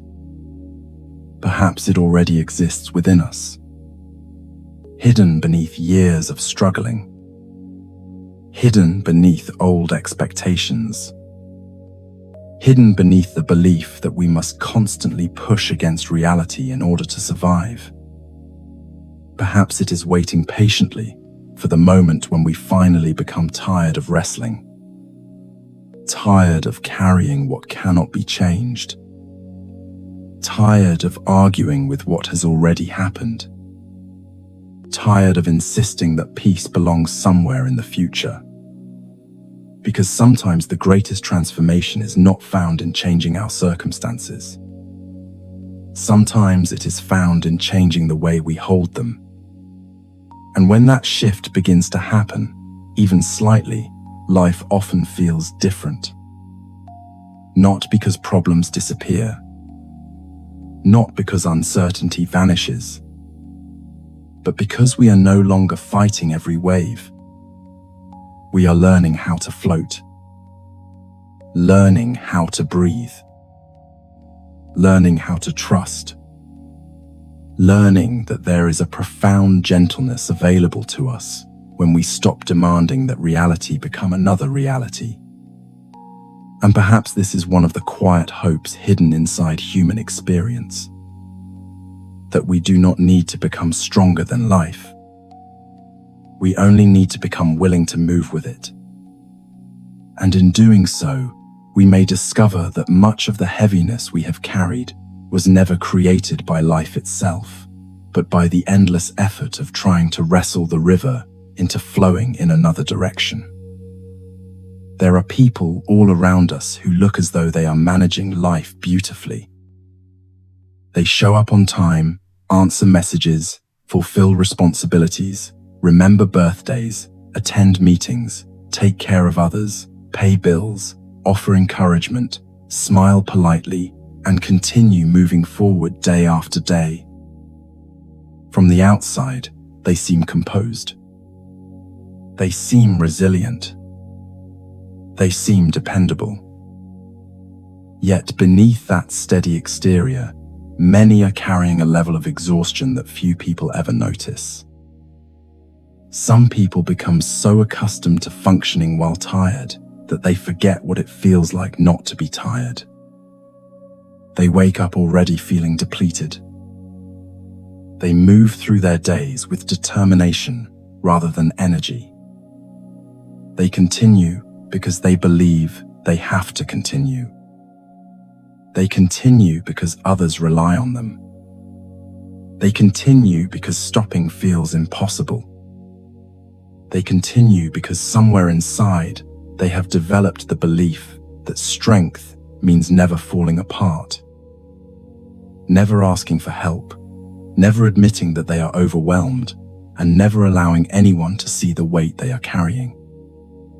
Many people have spent years becoming the strong one, the reliable one, the responsible one, the person everyone turns toward in moments of crisis, the person who listens, the person who comforts, the person who remains calm when others are struggling, the person who says, "I'm fine," even when they are not fine at all. At first, this role may feel meaningful. There is something beautiful about being able to support others. There is dignity in being dependable.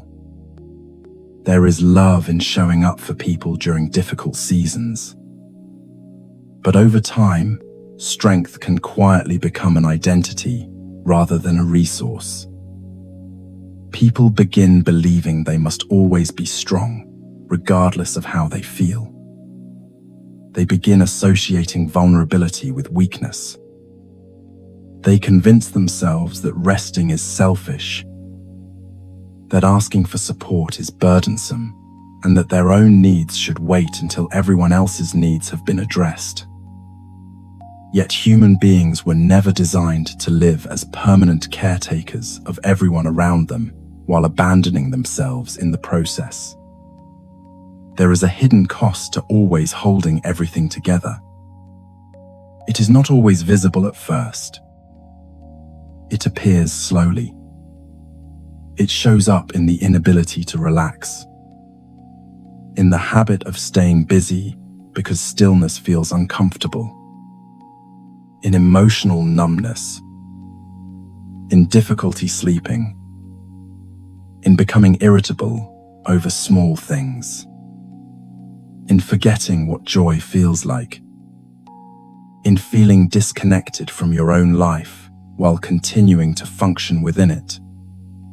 Some people have become so skilled at taking care of others that they no longer know how to take care of themselves. They know exactly what to say when a friend is hurting. They know how to encourage people who are struggling. They know how to remind others to rest, to be patient, to be gentle with themselves. Yet when it comes to their own pain, they often become remarkably harsh. They tell themselves they should be able to handle more. They tell themselves they should be grateful because other people have it worse. They tell themselves they are being dramatic. They tell themselves to push through, to stay positive, to keep going.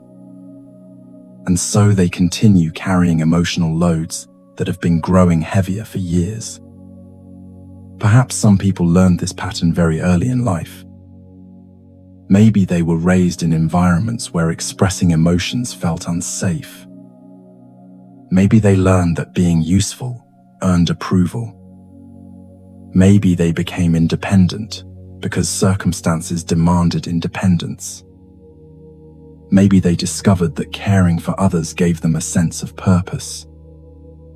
Over time, they became experts at giving, but they never learned how to receive. They became comfortable offering compassion, but uncomfortable receiving compassion. They became accustomed to extending kindness outward while withholding kindness from themselves. Buddhist wisdom speaks often about compassion, but many people misunderstand what compassion truly means. They imagine compassion as something directed exclusively toward others. They think of kindness as an act of service, generosity, or sacrifice. But compassion begins much closer to home. Compassion begins in the way we speak to ourselves. It begins in the willingness to recognize our own exhaustion. It begins in acknowledging our humanity.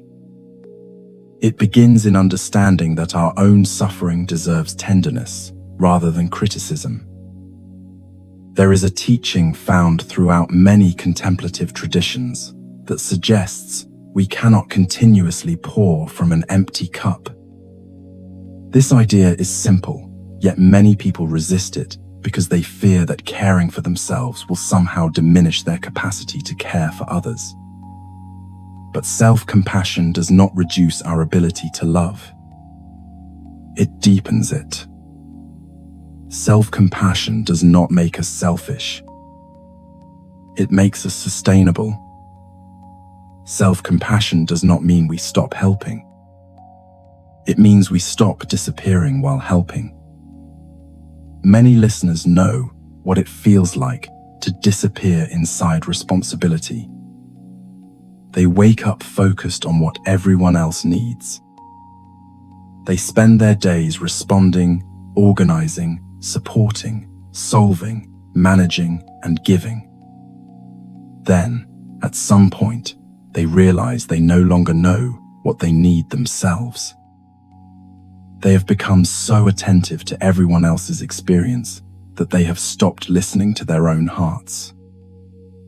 Perhaps this is why so many people feel lonely, even when surrounded by others. Not because they are unloved, but because they have become disconnected from themselves. There is a subtle loneliness that emerges when we constantly show up for others while rarely showing up for ourselves. And over time, this loneliness can become exhausting. Not dramatic exhaustion, not collapse, but a quiet, persistent tiredness. A sense that you have been carrying everyone else's emotions for so long that you no longer remember what it feels like to simply exist without responsibility. Loving kindness, one of the gentlest teachings within Buddhist wisdom, invites us toward a different relationship with ourselves. Not a relationship based on achievement. Not a relationship based on performance. Not a relationship based, but a relationship rooted in friendship. What would it feel like to become a friend to yourself, not a critic, not a supervisor, not a demanding coach, but a friend? A friend notices when you are tired. A friend does not expect perfection. A friend understands limitations. A friend offers patience. A friend says, "You have been carrying a lot." A friend says, "It makes sense that you feel exhausted." A friend says, "You deserve kindness too."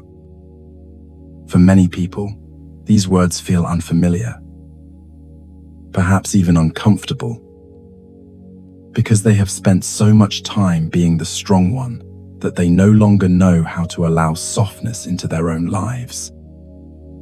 There is a common belief that if we stop being strong, everything will fall apart. But perhaps strength was never meant to be constant. Perhaps strength is seasonal.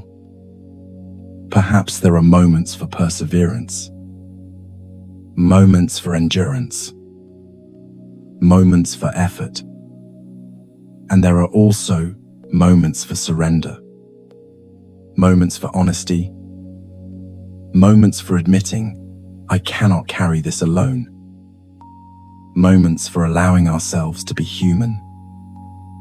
There is a story about a man named Michael that reflects this experience in a deeply human way. Michael was 58 years old and had spent most of his adult life working as an architect. He had built a successful career, raised 2 children, and shared a long marriage that eventually ended quietly after many years of growing apart. His children had moved to different cities, and shortly after his retirement, his elderly mother began experiencing serious health challenges. At first, caring for her felt natural. She had cared for him. Now he would care for her. There was love in this decision. There was gratitude. There was a sense of purpose. Michael drove her to appointments, managed medications, prepared meals, organized paperwork, handled finances, listened to stories she repeated many times because memory had become more fragile. He sat beside her during difficult days. He stayed awake during difficult nights. People admired his dedication. Friends told him, "You're doing an incredible job." Neighbors said, "Your mother is lucky to have you." And Michael would smile. "She's my mother," he would reply. "It's what I'm supposed to do." Months passed. Then, years. Gradually, caregiving became the center of his entire life. He stopped meeting friends. He stopped painting, a hobby he had loved for decades. He stopped taking walks, stopped traveling, stopped noticing seasons changing outside his window.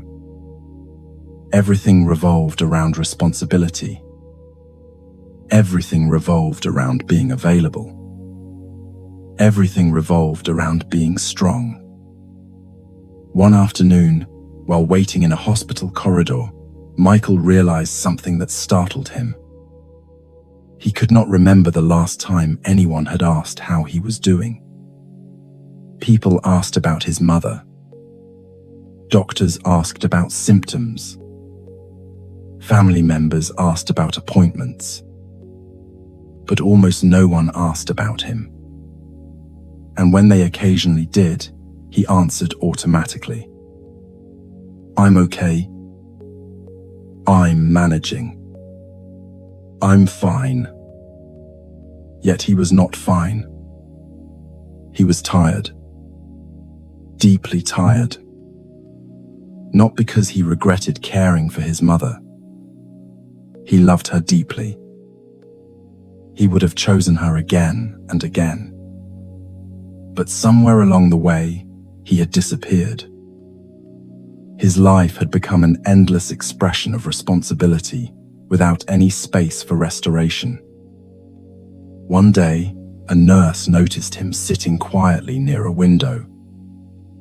"You look exhausted," she said gently.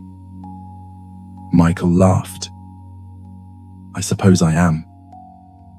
"When was the last time you did something just for yourself?" she asked. He paused. He searched his memory. Weeks. Months. Perhaps years. He honestly did not know. The nurse nodded. Then she said something simple. Caring for someone else shouldn't require abandoning yourself. Michael looked down. No one had ever spoken to him that way. He had always believed that love meant sacrifice. That devotion meant putting himself last. That goodness meant enduring whatever was necessary. But sitting there in that quiet corridor, he began wondering whether there was another way to understand compassion. What if compassion was not measured by how much of yourself you could give away? What if compassion included protecting the part of yourself that still needed care? What if loving others deeply did not require forgetting your own humanity? Over the following weeks, Michael began making very small changes. Nothing dramatic. 10 minutes sitting outside with a cup of tea. A short walk. Returning to his paints. Calling an old friend. Allowing himself to rest when he felt tired, rather than pushing through exhaustion. At first, guilt appeared immediately. The voice inside him said, "You should be doing something useful. You should be helping. You should not be thinking about yourself." But another voice slowly emerged. A quieter voice. A kinder voice. A voice that asked, "Would you want someone you love to live this way?" And for perhaps the first time in many years, Michael realized he had been offering compassion generously to everyone except himself. That realization did not solve every difficulty. His mother was still aging. Responsibilities remained. Life was still uncertain. But something inside him had begun to shift. He was no longer trying to prove his strength. He was beginning to understand that perhaps true strength is not found in carrying everything without complaint. Perhaps true strength includes the willingness to acknowledge our own limits, to recognize our own needs, to treat ourselves with the same tenderness we offer others. And perhaps many people spend years trying to become stronger when what they are truly longing for is permission to stop carrying the impossible expectation of being strong all the time. There is something profoundly moving about the moment a person realizes they have spent years offering tenderness to everyone except themselves. Many compassionate people move through life carrying a quiet assumption that their role is to give, support, protect, encourage, and endure. They become the steady presence others rely upon. They remember important dates, answer late-night phone calls, listen to worries, offer advice, provide comfort, and remain available even when their own energy has long been depleted. They become so practiced in caring for others that caring for themselves begins to feel unfamiliar, uncomfortable, and sometimes even undeserved. Perhaps this is one of the hidden sorrows of being the strong person in other people's stories. The stronger others believe you are, the less likely they are to ask whether you are struggling. The more dependable you become, the more people assume you need less support. Eventually, even you begin believing this. You begin believing that needing rest means weakness. You begin believing that asking for help means burdening others. You begin believing that your value comes from how much you can carry, how much you can tolerate, and how much of yourself you can continue giving away. Yet, there comes a moment, often quietly, when something inside begins to question this arrangement. Perhaps it happens after years of exhaustion. Perhaps it happens after a period of illness, grief, burnout, or loneliness. Perhaps it happens when you notice how naturally kindness flows toward people you love, and how difficult it is to direct that same kindness toward yourself. You notice that when a friend is struggling, your response is gentle. You tell them to slow down. You remind them they are doing their best. You encourage them to rest. You reassure them that they do not need to have everything figured out. You offer patience, understanding, and compassion. Yet when it comes to your own suffering, your voice changes completely. You become demanding, critical, impatient. You tell yourself to work harder, cope better, and stop complaining. You expect yourself to keep going regardless of how exhausted you feel. Many people have never paused long enough to ask an important question. Why do we believe others deserve understanding while we deserve pressure? Why do we believe our loved ones deserve gentleness while we deserve criticism? Why do we believe compassion is noble when offered outwardly, but somehow indulgent when directed inward? There is an old teaching within Buddhist wisdom that reminds us that compassion is incomplete if it excludes ourselves. Compassion is not a resource that diminishes when shared. It expands. It becomes stronger. But if we continuously offer compassion to others while withholding it from ourselves, eventually we begin operating from emptiness. We continue giving, but our giving becomes increasingly fueled by obligation rather than love. We continue helping, but our helping becomes accompanied by fatigue. We continue showing up, but we do so while quietly abandoning the parts of ourselves that also need care. Michael slowly began discovering this truth. For years, he had measured goodness through sacrifice. He believed love required exhaustion. He believed devotion required self-denial. He believed strength meant enduring without complaint. And because these beliefs had guided his life for so long, the idea of caring for himself felt almost uncomfortable. One afternoon, after spending several hours helping his mother organize medications and prepare for another appointment, he found himself standing outside a small bookstore near his neighborhood. Years earlier, before caregiving had consumed most of his time, he had often visited bookstores on quiet weekends. He would browse slowly, sit in a corner chair, and lose himself in books about architecture, painting, travel, and philosophy. Standing there, he hesitated. Part of him wanted to go inside. Another part immediately objected. You should be home. You should be doing something productive. You do not have time for this. There is too much to do. His hand remained on the door for several seconds. Then another thought appeared. What if 30 minutes belongs to me too? It was a small thought. Simple. Almost insignificant.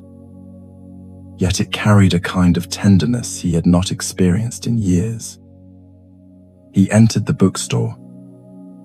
He wandered quietly among shelves.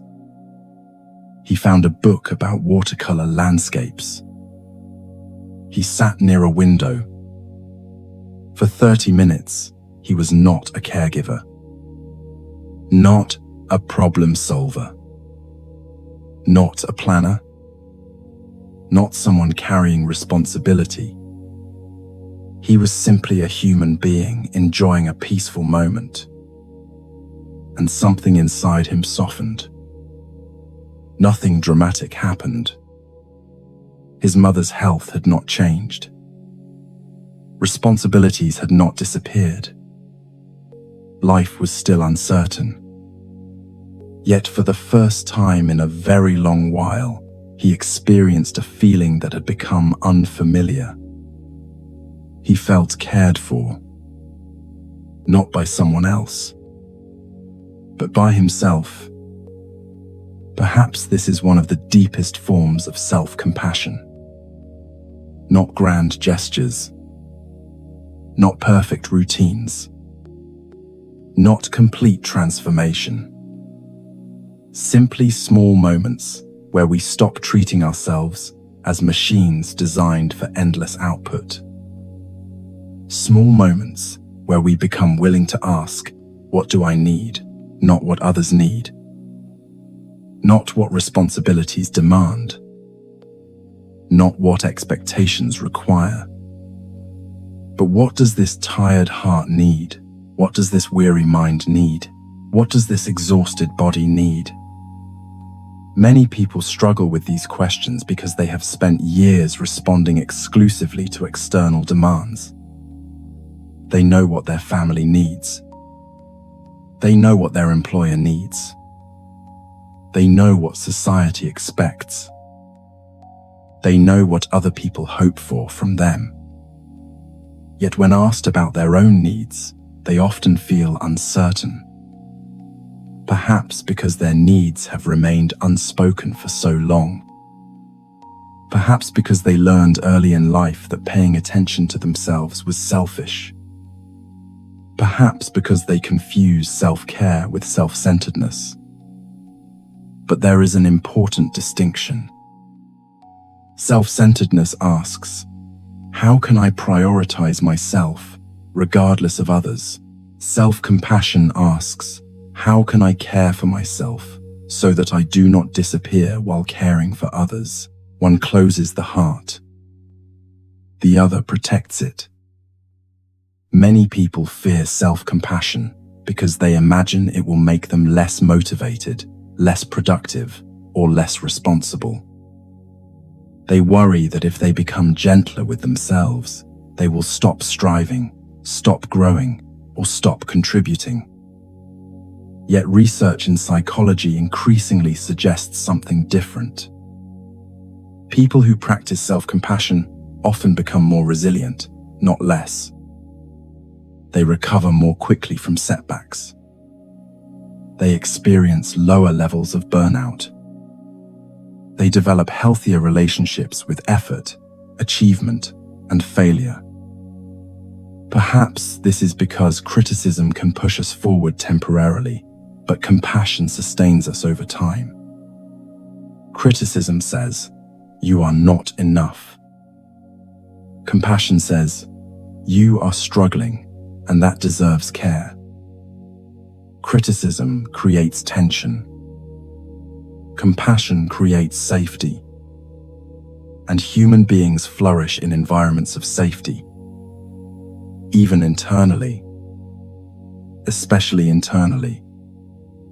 Imagine speaking to yourself the way you would speak to someone you deeply love.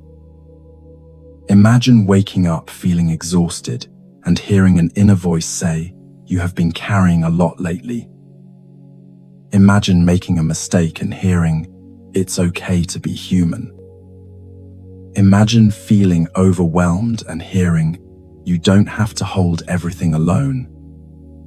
For many people, these sentences feel unusual. Some may even resist them, because they have lived for so long beneath the weight of expectations. expectations to perform, to succeed, to remain composed, to stay strong, to always be available. But perhaps the strongest people are not those who never need compassion. Perhaps they are the ones who eventually learn how to receive it. There is a gentle practice within loving kindness meditation that reflects this understanding beautifully. Traditionally, people are invited to offer kind wishes toward others. May they be safe. May they be healthy. May they be peaceful. May they live with ease. Yet many teachers encourage practitioners to begin with themselves. Not because the self is more important, but because it is often the place most neglected. At first, this can feel awkward.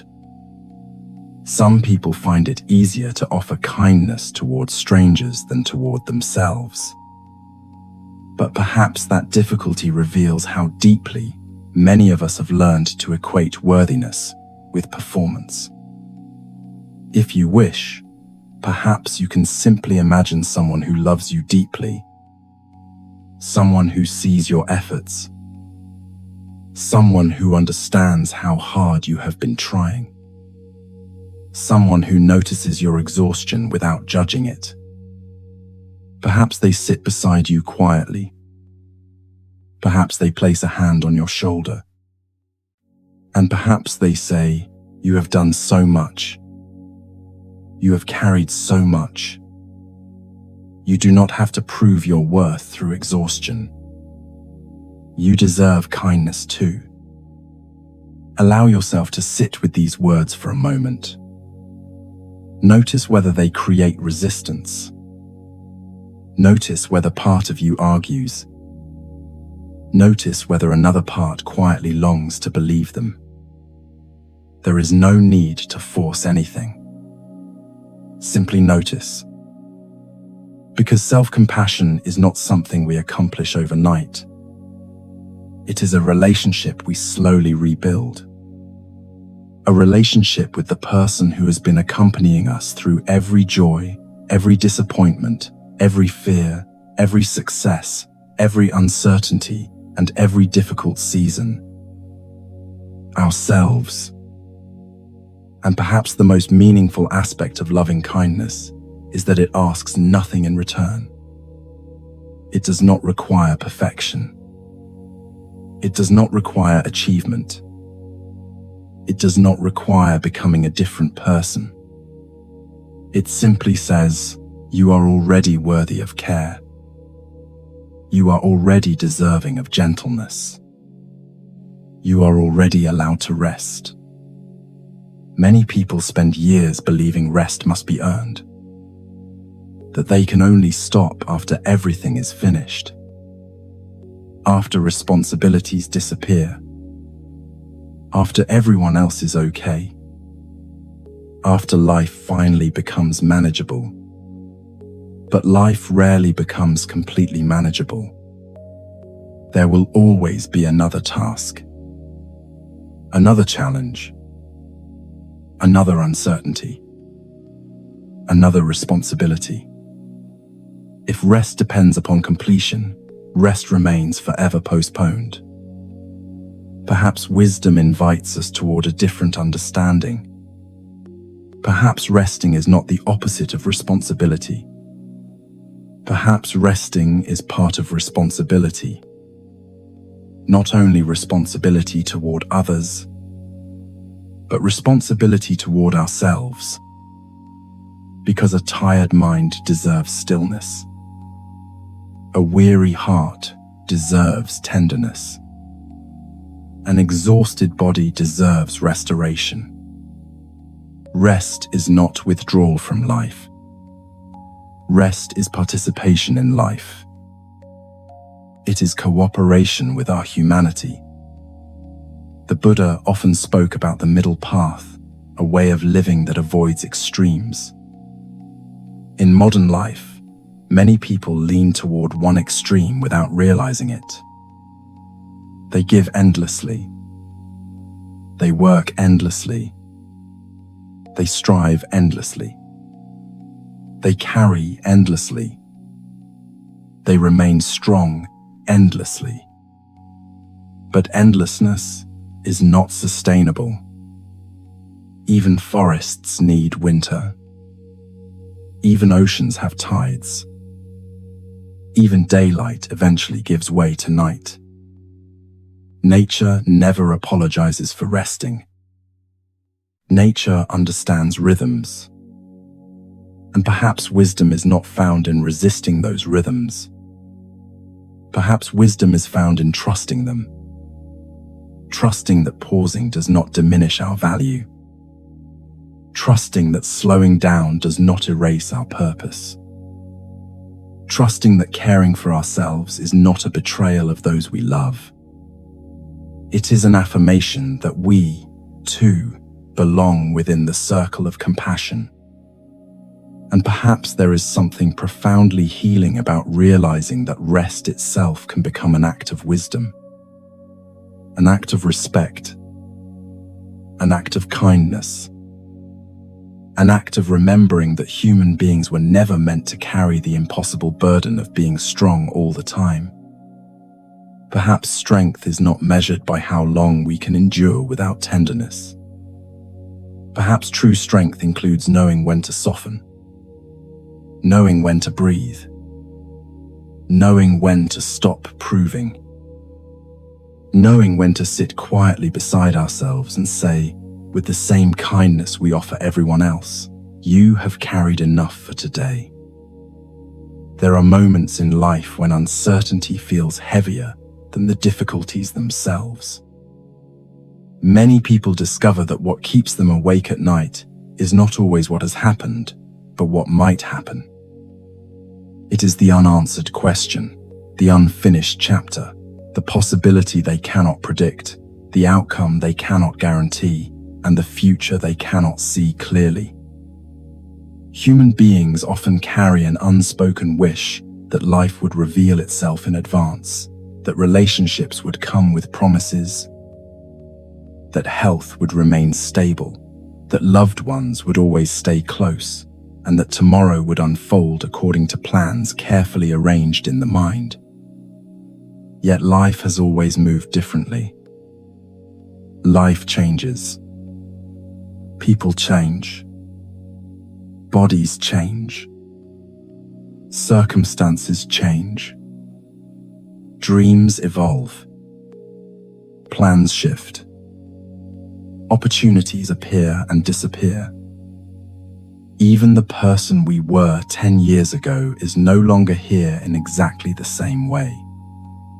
Still, despite knowing this, many of us continue searching for certainty, as if certainty were the key that unlocks peace. Perhaps this longing is deeply human. Perhaps it comes from our desire to feel safe in a world that often feels unpredictable. We want to know that our efforts will succeed. We want reassurance that our relationships will last. We want confidence that difficult times will eventually end. We want guarantees that the people we love will remain healthy and protected. We want signs that our sacrifices will lead somewhere meaningful. There is nothing wrong with these desires. They arise from love. They arise from care. They arise from the simple wish to protect what matters. But somewhere along the way, the desire for stability can quietly become an attachment to certainty itself. Instead of simply hoping for good outcomes, we begin believing that peace depends upon knowing exactly what will happen. We postpone calm until questions are answered. We delay rest until problems are solved. We convince ourselves that if we can think hard enough, prepare carefully enough, and anticipate every possibility, perhaps we can avoid disappointment altogether. Yet many people eventually discover that uncertainty is not an occasional visitor in life. It is one of life's permanent companions. There are seasons when uncertainty feels small. There are seasons when it feels overwhelming, but it never disappears entirely. A young adult wonders whether they are choosing the right path. A parent worries about a child's future. A person facing illness wonders what tomorrow may bring. Someone grieving asks how life can continue after loss. Someone nearing retirement wonders who they will become beyond their profession. Someone experiencing loneliness wonders if connection will arrive again. Human beings have always stood at the edge of uncertainty. The forms change. The questions change. But the experience remains deeply familiar. This is why the need for control can become so exhausting. Control often appears as responsibility. It disguises itself as preparation. It tells us that if we remain vigilant enough, organized enough, informed enough, we can somehow negotiate with unpredictability. It whispers that peace belongs to those who are prepared for every possibility. Yet the more we attempt to control what cannot be controlled, the more anxious we often become. Because reality refuses to follow contracts. Reality refuses guarantees. Reality continues moving according to conditions larger than any individual can manage. Many people know what it feels like to carry this tension. They replay conversations, hoping to prevent misunderstandings. They rehearse future scenarios, trying to avoid mistakes. They create plans within plans, backup plans, contingency plans, emergency plans. They seek reassurance repeatedly because reassurance provides temporary relief. But relief fades quickly because certainty itself remains unavailable. Eventually, the mind becomes trapped in a cycle. Uncertainty creates anxiety. Anxiety seeks control. Control creates temporary comfort. Life changes again. Uncertainty returns. And the cycle continues. Yet perhaps the issue has never been uncertainty itself. Perhaps the issue is our relationship with uncertainty. Human beings crave control for understandable reasons. Control creates the feeling of safety. It offers predictability. It reduces vulnerability. It allows us to believe that if we do everything correctly, painful experiences can be avoided. But beneath the desire for control often lives something softer. Fear. Fear of losing people we love. Fear of being hurt.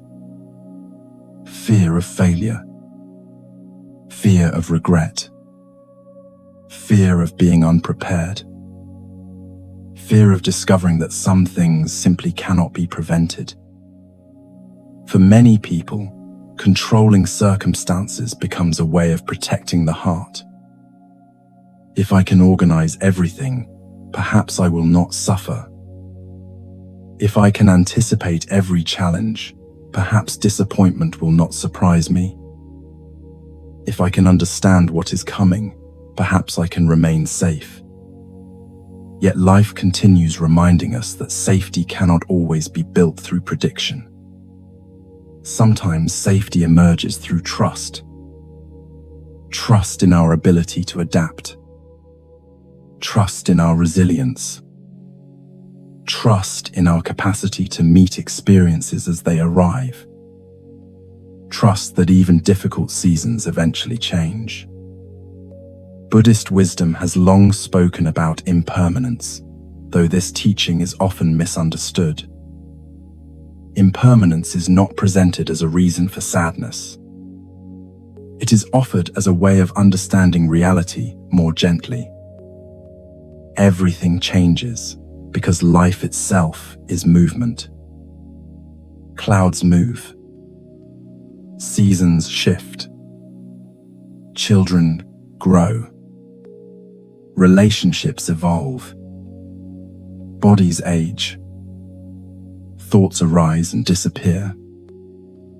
Emotions come and go. Even our worries change over time. Impermanence is not evidence that something is wrong. Impermanence is evidence that we are alive. Yet people often resist impermanence because they associate change with loss. They focus on endings while overlooking another truth. Impermanence also allows healing. Impermanence allows growth. Impermanence allows recovery. Impermanence allows new beginnings. Impermanence means that difficult seasons are not permanent residents. Impermanence means that loneliness can transform into connection. Impermanence means that pain can soften. Impermanence means that identities can evolve. Impermanence means that we are not condemned to remain exactly as we are today. When we cling tightly to certainty, we often forget this.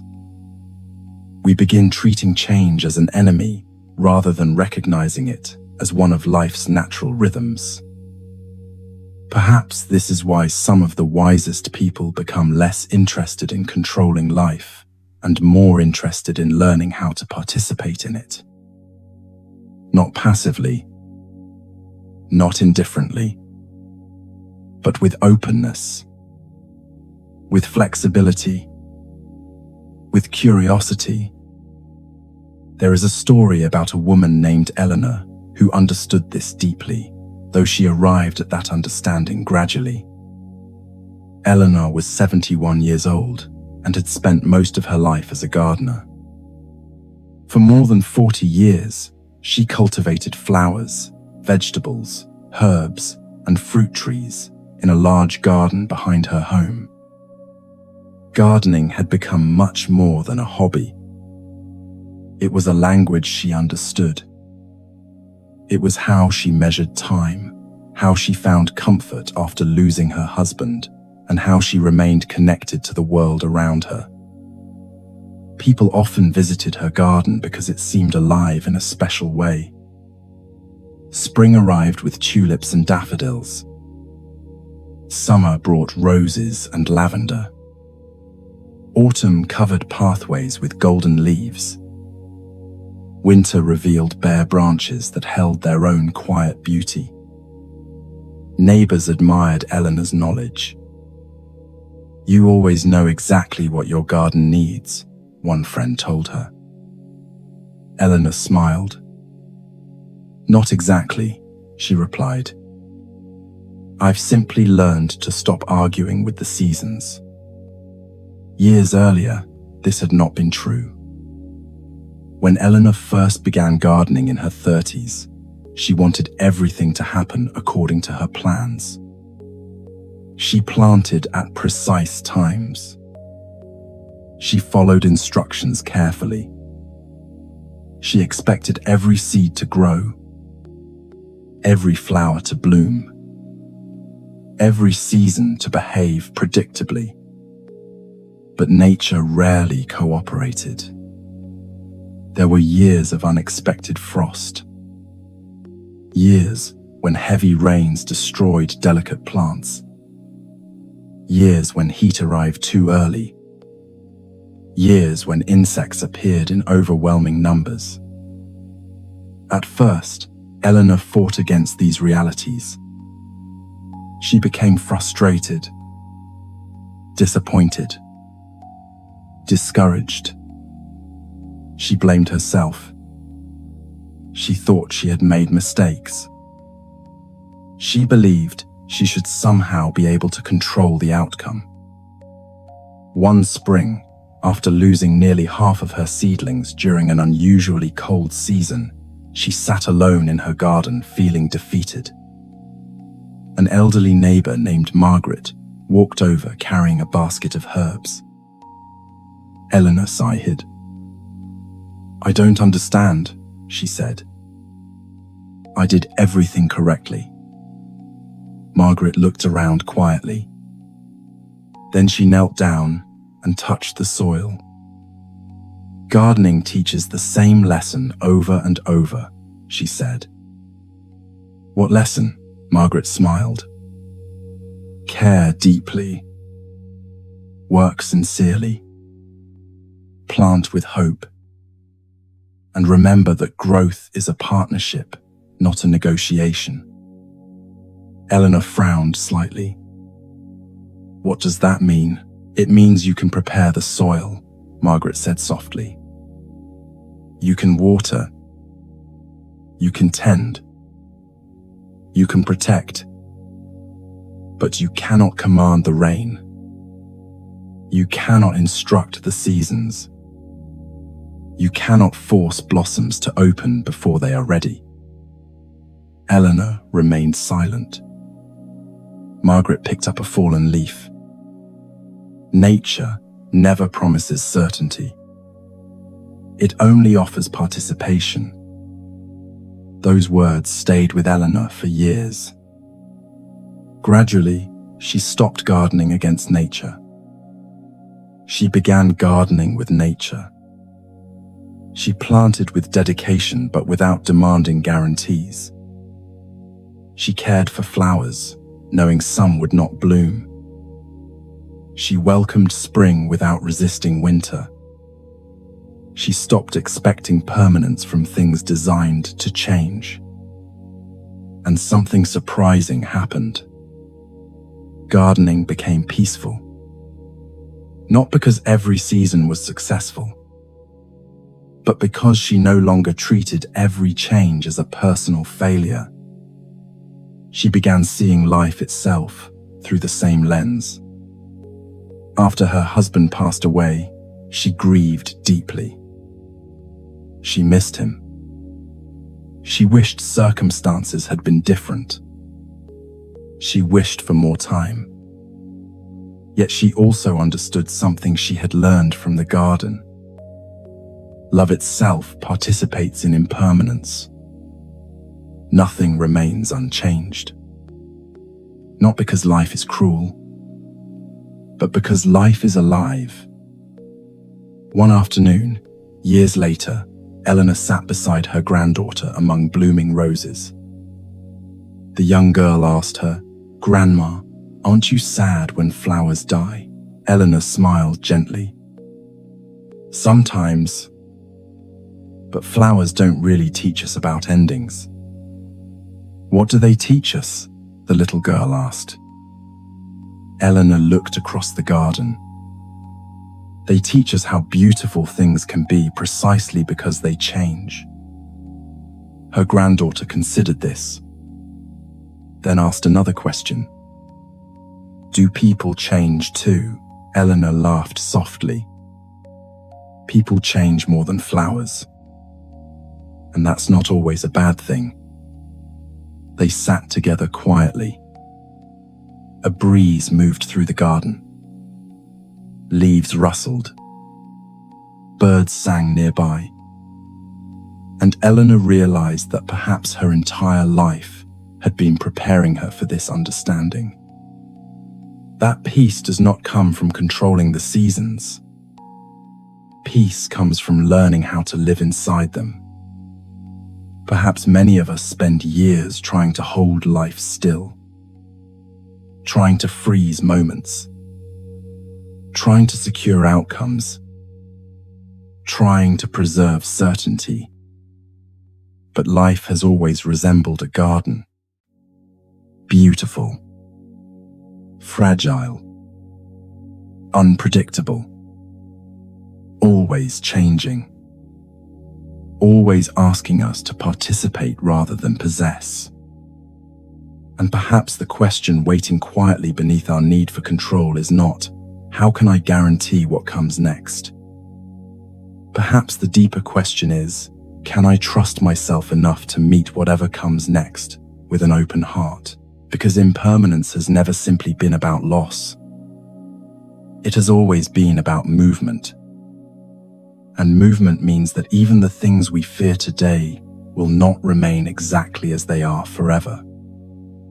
Even this season, even this uncertainty, even this chapter, like every season before it, it too is changing.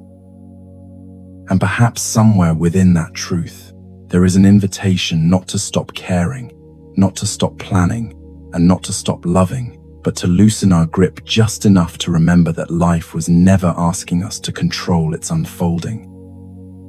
Perhaps it has only been asking whether we are willing to trust the changing seasons enough to continue planting anyway. There is a lesson hidden inside uncertainty that many people do not discover until they have spent years trying to escape it. At first, uncertainty feels like an interruption. It feels like a problem waiting to be solved, a gap that must be filled, a question that deserves an immediate answer. We tell ourselves that once we understand what will happen next, we will finally relax.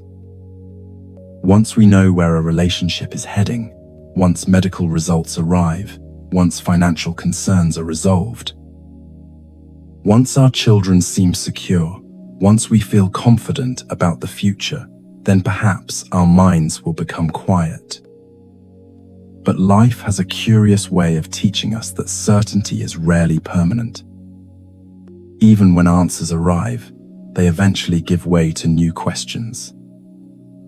One chapter ends and another begins. One concern disappears and another emerges. Human beings are constantly moving through changing landscapes. Some are joyful. Some are difficult. Some are unexpected. Yet all of them remind us of the same truth. Life was never designed to be completely predictable. For many people, this realization feels disappointing at first. We want stability. We want guarantees. We want reassurance that everything we love will remain exactly as it is.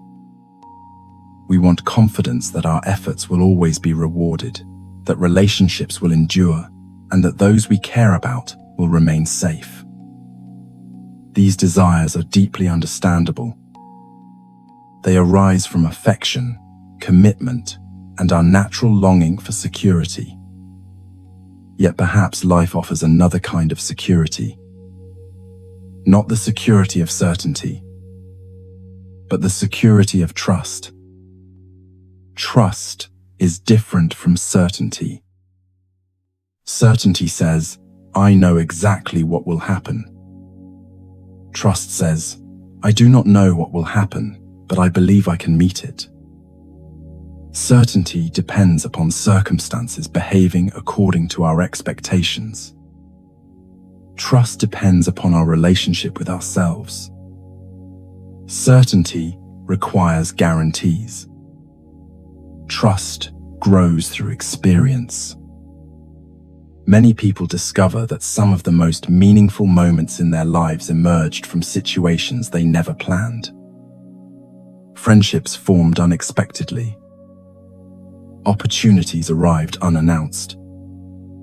Healing unfolded gradually. Strength appeared in moments they once believed would break them.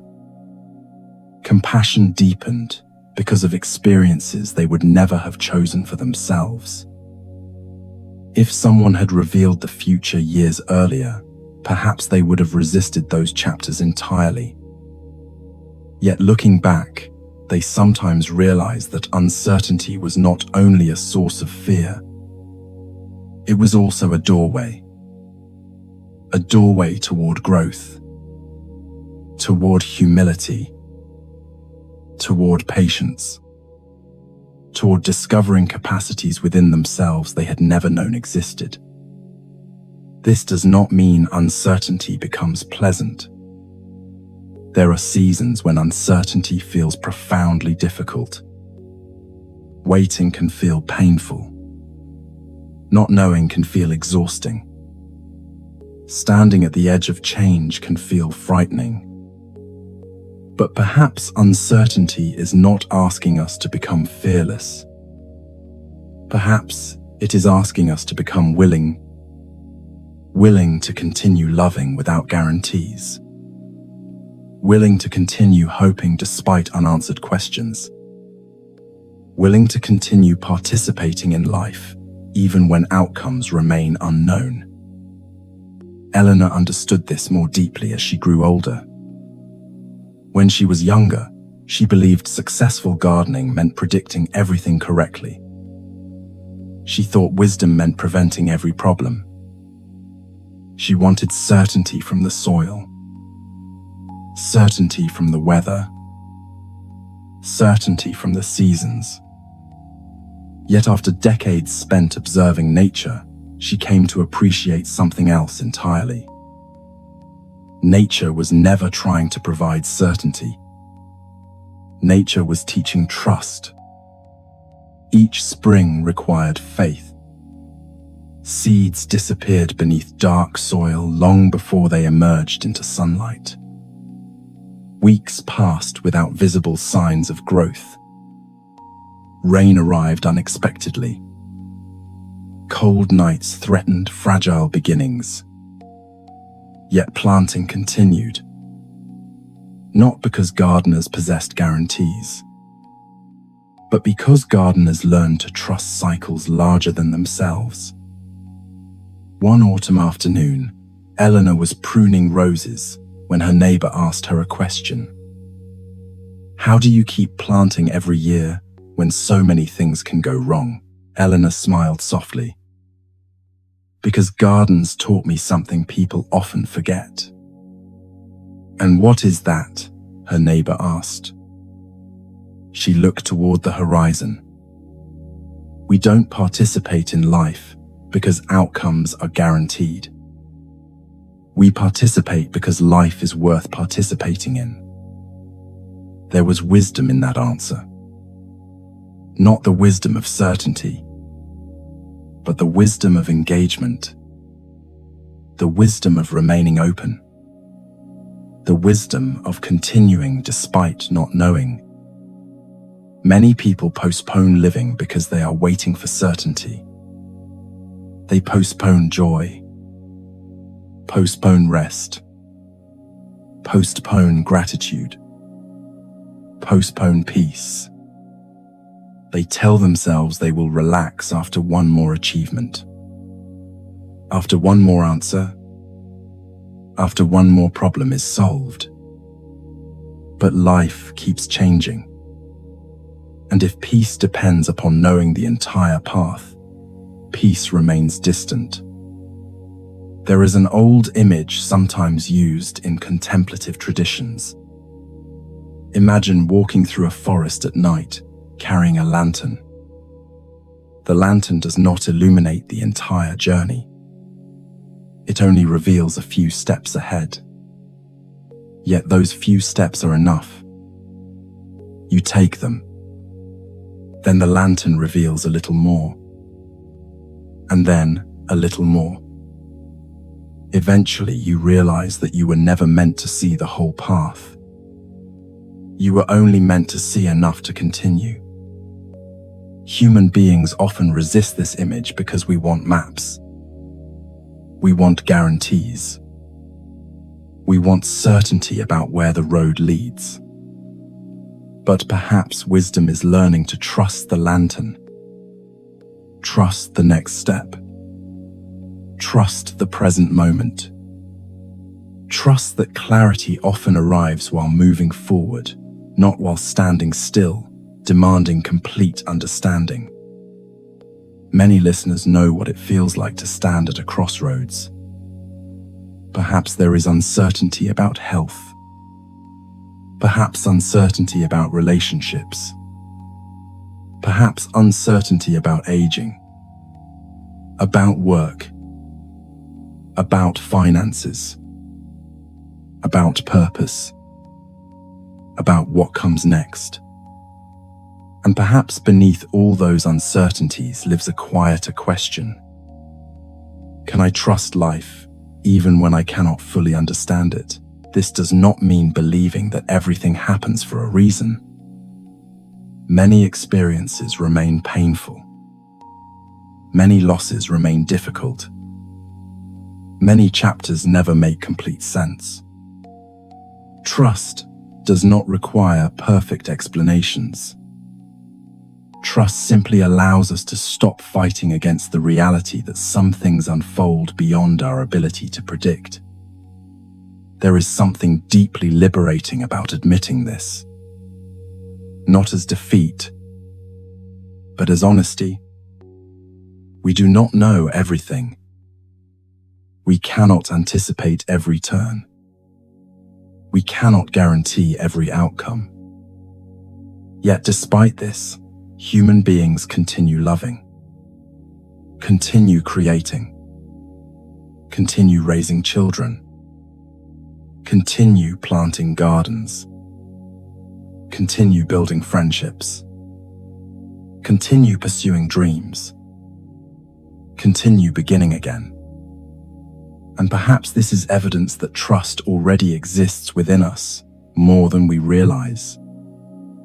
There is a gentle practice that may help during moments when uncertainty feels particularly heavy. Imagine for a moment that you are carrying a large backpack. Inside that backpack are worries, questions, expectations, fears, unfinished conversations, responsibilities, things you cannot control, things you have been trying to solve for months or perhaps years. Feel the weight of it. Notice how familiar it has become. Notice how long you have been carrying it. Perhaps some items inside belong to you. Responsibilities that deserve your attention. Choices that require care. Relationships that matter deeply. But perhaps other items do not belong there at all. Perhaps there are worries about events that have not happened. Expectations you inherited from others. Pressures you placed upon yourself. Outcomes that never depended entirely on you. Imagine sitting down beside a peaceful river. The air is cool. Trees sway gently. Water moves steadily before you. No urgency. No demand. Only movement. Only presence. Slowly remove the backpack. Place it beside you. There is no need to throw it away. No need to reject your responsibilities. Simply allow yourself to experience what it feels like not to carry everything for a moment. Notice your shoulders. Notice your breathing. Notice the spaciousness that appears when weight is set down. Perhaps there are questions that do not need answers tonight. Perhaps there are decisions that can wait until tomorrow. Perhaps there are fears that deserve compassion rather than solutions. Perhaps there are burdens you have been carrying simply because you forgot you were allowed to rest. Sit quietly beside the river. Watch the current move. Notice how the water does not cling to what passes through it. Leaves drift by. Branches drift by. Reflections appear and disappear. The river continues flowing, not because it controls its journey, but because it trusts movement itself. You do not need to force yourself to feel peaceful. You do not need to convince yourself that uncertainty is easy.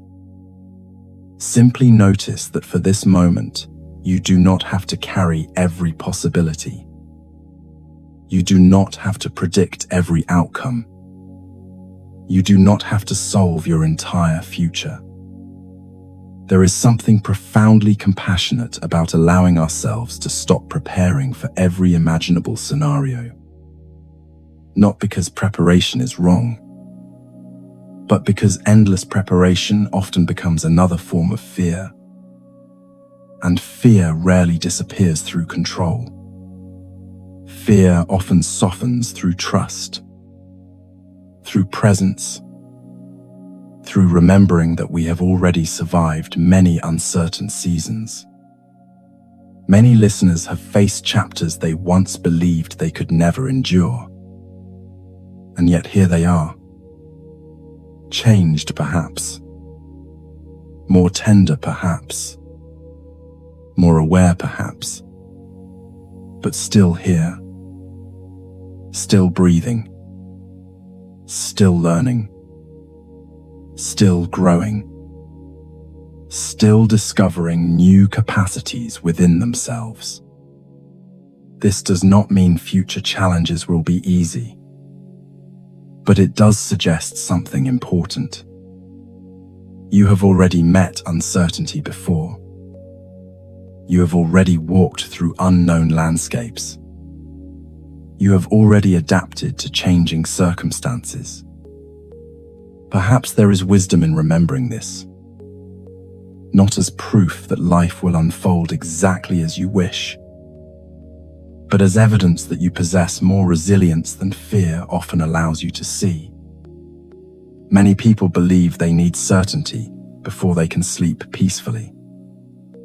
But perhaps peaceful sleep was never dependent upon certainty. Perhaps peaceful sleep comes from permission. Permission to stop carrying tomorrow. Permission to trust that the future does not need to be solved in the present moment. Permission to allow unanswered questions to remain unanswered for a little while longer. Permission to acknowledge that not knowing is part of being human. There is a quiet freedom in admitting that we do not need complete understanding in order to continue. We do not need guarantees to keep loving. We do not need certainty to keep hoping. We do not need perfect clarity to keep moving forward. And perhaps we do not need to know the future in order to experience peace tonight. Because peace is not always the absence of uncertainty. Sometimes peace is simply the willingness to sit beside uncertainty without allowing it to become the center of our lives. Sometimes peace is trusting that even without seeing the entire path, the next step will eventually reveal itself. And perhaps that is enough for now. Not certainty. Not control.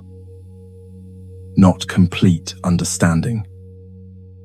Only the gentle recognition that life has always unfolded one moment at a time, one season at a time, one breath at a time. And perhaps the future does not need to be carried into this moment. Perhaps this moment already contains enough. Enough breath. Enough ground beneath your feet. Enough strength for today. Enough wisdom to loosen your grip. Enough trust to place the burdens down for a while and remember that the heart does not need complete answers in order to rest, and that uncertainty itself does not prevent peace from finding its way quietly back home. There is a quiet misunderstanding many people carry about healing. They imagine it as a moment of arrival, a single breakthrough, after which everything suddenly feels lighter. They hope for one conversation that changes everything, one insight that dissolves anxiety, one decision that removes confusion, or one experience that finally allows them to leave behind years of exhaustion. Yet healing rarely unfolds in dramatic ways. More often, it arrives quietly, almost unnoticed. Through ordinary moments that at first seem too small to matter. A person wakes up one morning and realizes they slept a little better than they did a month ago. Someone notices they no longer revisit an old memory as often as they once did. A difficult conversation feels slightly less painful. A familiar fear loses some of its intensity.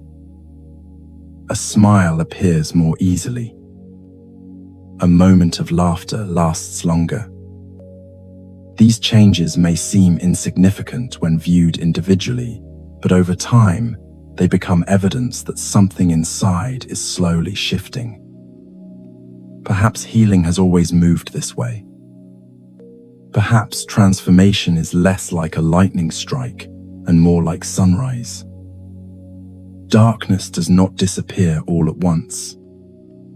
Light arrives gradually, softly, patiently, without forcing itself. Yet many people struggle with this pace because modern life teaches us to expect immediate results. We are surrounded by messages suggesting that every problem should have a quick solution. Productivity is celebrated. Efficiency is admired. Progress is measured constantly. We learn to believe that if something hurts, it should be fixed immediately. If sadness appears, it should disappear quickly. If we feel anxious, there should be a strategy that removes anxiety altogether. If we are exhausted, there should be a method that restores energy overnight. And when healing moves more slowly than expected, people often become discouraged. They ask themselves why they still feel tired, why they still struggle, why they still think about certain experiences, why peace has not fully arrived. Without realizing it, they begin treating healing as another task to accomplish, another project to complete, another goal to achieve. But perhaps healing was never meant to be managed. Perhaps it was always meant to be lived. Human beings often carry immense pressure to become better as quickly as possible. They want to recover from heartbreak before the heart has finished grieving. They want clarity before uncertainty has revealed its lessons. They want confidence before trust has had time to grow. They want answers while still standing in the middle of questions. This pressure creates another layer of suffering. Not because wanting relief is wrong. Wanting relief is deeply human, but because urgency often prevents us from noticing what is already changing. There is a tendency within many people to overlook subtle progress because they are focused entirely on dramatic outcomes. They tell themselves, "I should be healed by now. I should be over this. I should feel different." But healing does not follow deadlines. Healing does not read calendars. Healing unfolds according to rhythms that cannot always be measured. Sometimes healing means crying less often. Sometimes it means being kinder toward yourself. Sometimes it means recognizing your own needs. Sometimes it means resting without guilt. Sometimes it means learning to sit beside difficult emotions without becoming overwhelmed by them.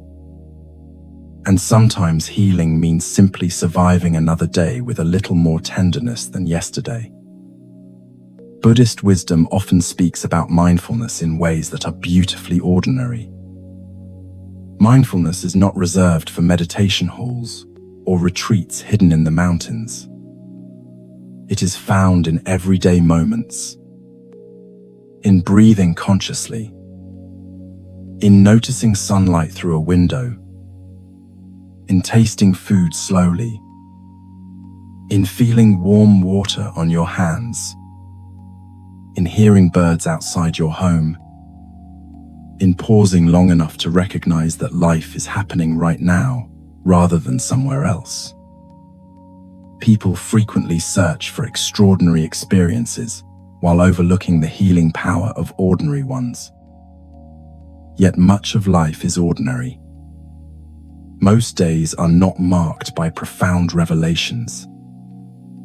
Most days consist of small interactions, simple routines, quiet moments, brief conversations, short walks, meals shared, silence, breathing.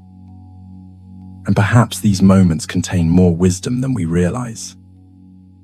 Many people believe change requires intensity, but nature suggests something different. Mountains are shaped by small movements repeated over time. Trees grow slowly. Rivers carve valleys through patience. The seasons transform landscapes without urgency. Everything meaningful in nature seems to unfold gradually. Why should human hearts be different? Gratitude offers another doorway into this understanding. Not gratitude as obligation, not gratitude that dismisses pain, but gratitude as attention. Attention toward what still exists. Attention toward what remains beautiful. Attention toward moments that might otherwise pass unnoticed. Someone may still carry sadness and yet feel grateful for a quiet morning. Someone may still be grieving and feel grateful for a kind conversation. Someone may still feel uncertain and feel grateful for a moment of sunlight. Gratitude does not deny suffering. It broadens perspective. It reminds us that difficult experiences are not the entirety of our lives. There are still moments worth noticing. Still moments worth inhabiting. Still moments capable of nourishing us. There was an elderly Zen monk named Brother Soryu who understood this deeply. Brother Soryu lived in a small monastery nestled among cedar trees in the mountains. He had practiced for decades and was known for his calm presence. Visitors often traveled long distances, hoping to receive profound teachings from him. They expected wisdom expressed through complex ideas, inspiring speeches, or unusual practices. Instead, they often found him preparing tea. He prepared tea slowly, carefully, as though nothing else in the world required his attention. One young student arrived at the monastery after experiencing a particularly difficult year. He had lost his job, ended a long relationship, and struggled with constant anxiety about the future. He wanted guidance. He wanted answers. More than anything, he wanted to know how to feel better. When he met Brother Soryu, he immediately began speaking. "I've tried meditation," he said. "I've read books. I've listened to teachers. I understand many ideas. But I still feel restless. I still feel lost. I keep waiting for something to change." Brother Soryu listened quietly. Then he stood up. Without saying anything, he invited the student to follow him. Together, they entered a small room overlooking the garden. Sunlight filtered through paper screens. A kettle rested near a small stove. The old monk filled it with water. Then he waited. The young student shifted impatiently. He wanted advice. He wanted solutions. He wanted wisdom. Instead, there was only silence. After several minutes, the student finally spoke. "What are we doing?" Brother Soryu smiled gently. "Making tea." The student sighed. "I didn't come here for tea." The monk nodded. "I know. You came for peace." The young man looked down. "Yes." Brother Soryu placed tea leaves into a small cup. "Many people come here looking for peace, as though it exists somewhere far away." "And doesn't it?" the student asked. The monk poured hot water slowly. Steam rose gently into the air. Peace often visits quietly, but people are too busy searching for extraordinary experiences to notice it. The student remained silent. Brother Soryu handed him the cup. "Drink." The young man lifted it. The warmth surprised him. He noticed the fragrance. He noticed the sound of birds outside. He noticed wind moving through trees. For several moments, there was nothing else to accomplish. Nothing to solve. Nothing to understand. Only tea. Only breathing. Only presence. After a while, Brother Soryu spoke again. "You believe your life needs to change completely before you can feel peaceful." The student nodded. The monk smiled. "But perhaps peace arrives cup by cup." The young man laughed softly. "It can't be that simple." Brother Soryu looked toward the garden. "It isn't simple because people don't trust small moments.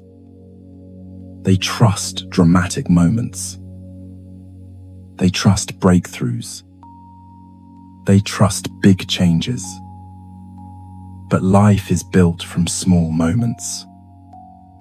So is healing." The student looked at the cup in his hands. For the first time in months, he realized he had spent an entire minute without thinking about tomorrow, without replaying yesterday, without planning, without worrying. Only a minute. But perhaps that minute mattered. Brother Soryu noticed the shift in his expression. "People think healing means never feeling pain again," he said. "But healing often begins when pain is no longer the only thing we notice." Outside, leaves drifted slowly toward the ground, breathing becoming softer, mind becoming quieter. Nothing in his life had changed. He still needed work. His future remained uncertain. Questions remained unanswered. Yet something inside him felt slightly different. Not transformed. Not completely healed. But less burdened. And perhaps this is what many people overlook. Healing does not always arrive as certainty.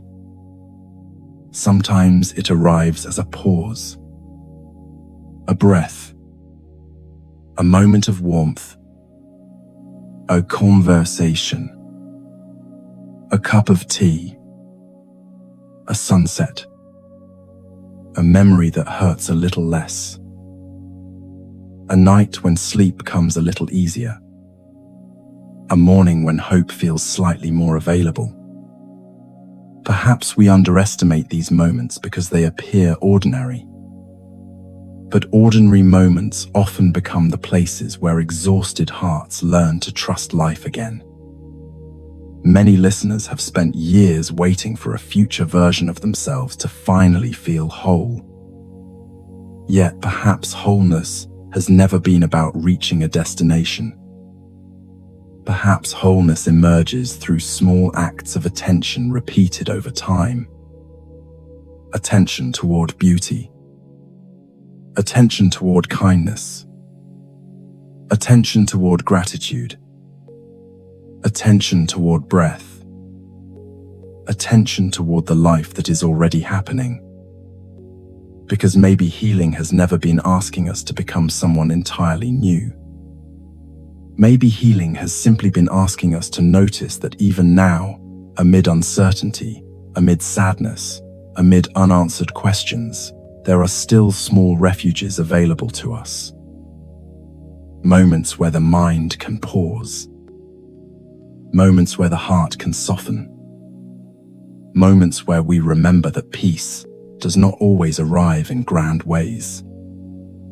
Sometimes peace arrives quietly, like steam rising from a cup of tea, like sunlight resting on a windowsill, like a single breath taken with awareness. And perhaps these moments, small as they seem, are not interruptions in our healing. Perhaps they are healing itself. And perhaps what Brother Soryu understood all those years was that life rarely changes all at once, but if we learn how to be present for the smallest moments, we may eventually discover that those moments have been changing us all along. Perhaps one of the most meaningful shifts that can happen in a person's life is not learning how to eliminate every difficulty, but learning how to notice that beauty still exists alongside difficulty.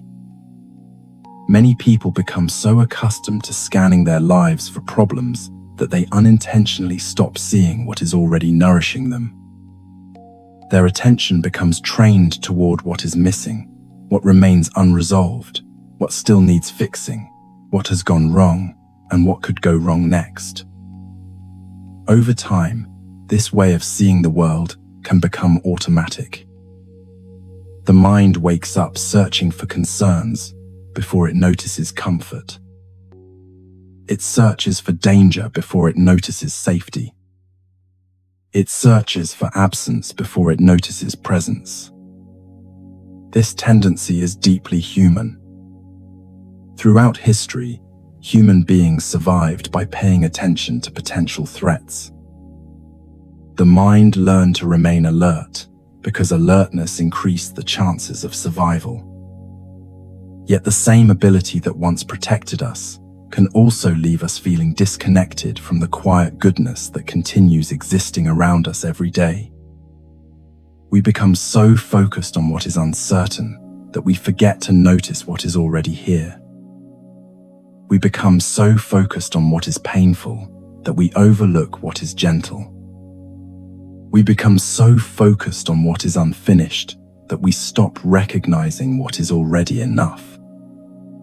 Many people believe gratitude is something reserved for extraordinary moments. They imagine gratitude appearing only after achieving significant goals, receiving good news, or reaching a period of stability. They tell themselves they will feel grateful once life becomes easier, once worries disappear, once healing is complete, or once circumstances improve. Yet gratitude does not always wait for perfect conditions. Sometimes gratitude emerges in the middle of ordinary days. Sometimes gratitude is not a feeling at all. Sometimes it is simply a decision to notice. Notice the warmth of a blanket. Notice the comfort of a familiar room. Notice the sound of rain against a window. Notice a kind message from someone who cares. Notice the way sunlight enters a room in the late afternoon. Notice that despite everything you have carried, you are still here. Still breathing. Still learning. Still becoming. There is something quietly transformative about paying attention to these moments because attention shapes experience. What we repeatedly notice begins to influence how we feel. This does not mean pretending difficulties do not exist. It does not mean denying sadness, grief, loneliness, or uncertainty. It simply means allowing ourselves to acknowledge that life is rarely made of only one thing. Even during painful seasons, there are moments of tenderness. Even during periods of exhaustion, there are moments of rest. Even during uncertainty, there are moments of connection. Even in grief, there can be moments of beauty.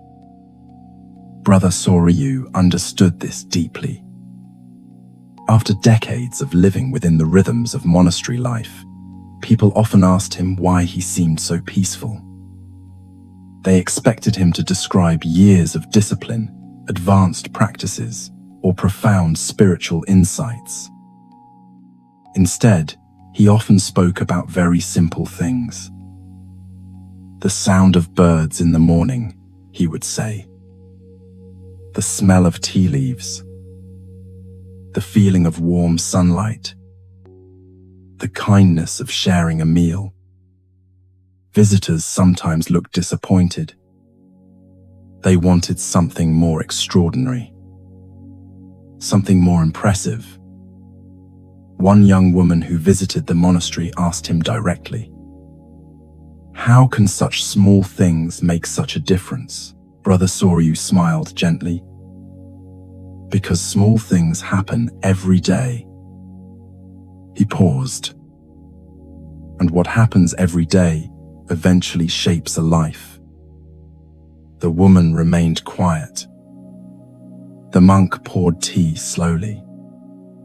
"People search for great moments," he continued. "But a peaceful life is often built from thousands of unnoticed moments." There was wisdom hidden inside those words. A peaceful life is rarely constructed through dramatic breakthroughs alone. It is built through tiny experiences repeated over time. Moments of awareness. Moments of softness. Moments of appreciation. Moments of pause. These moments may seem insignificant when viewed individually, but together they become a refuge, a place we can return to again and again. Modern science has begun exploring something contemplative traditions have understood for centuries. Small practices truly matter. Tiny moments of presence influence the nervous system in meaningful ways. When people intentionally direct their attention toward experiences associated with safety, connection, gratitude, or calm, the body begins responding differently. Breathing slows. Heart rate settles. Muscles soften. Stress hormones gradually decrease. The nervous system receives signals that danger is not immediately present. Researchers often speak about the nervous system as something that learns through repetition. If we spend years living in states of urgency, constant stimulation, and emotional vigilance, the body becomes accustomed to remaining alert. It begins expecting tension. It prepares for the next challenge before the current one has ended. This is why many people struggle to rest even when opportunities for rest finally appear. Their circumstances may become quieter, yet their nervous systems remain active.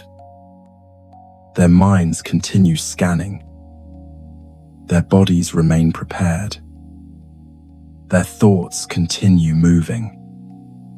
For these individuals, peace can feel unfamiliar, almost uncomfortable, not because peace is undesirable, but because peace is unfamiliar territory.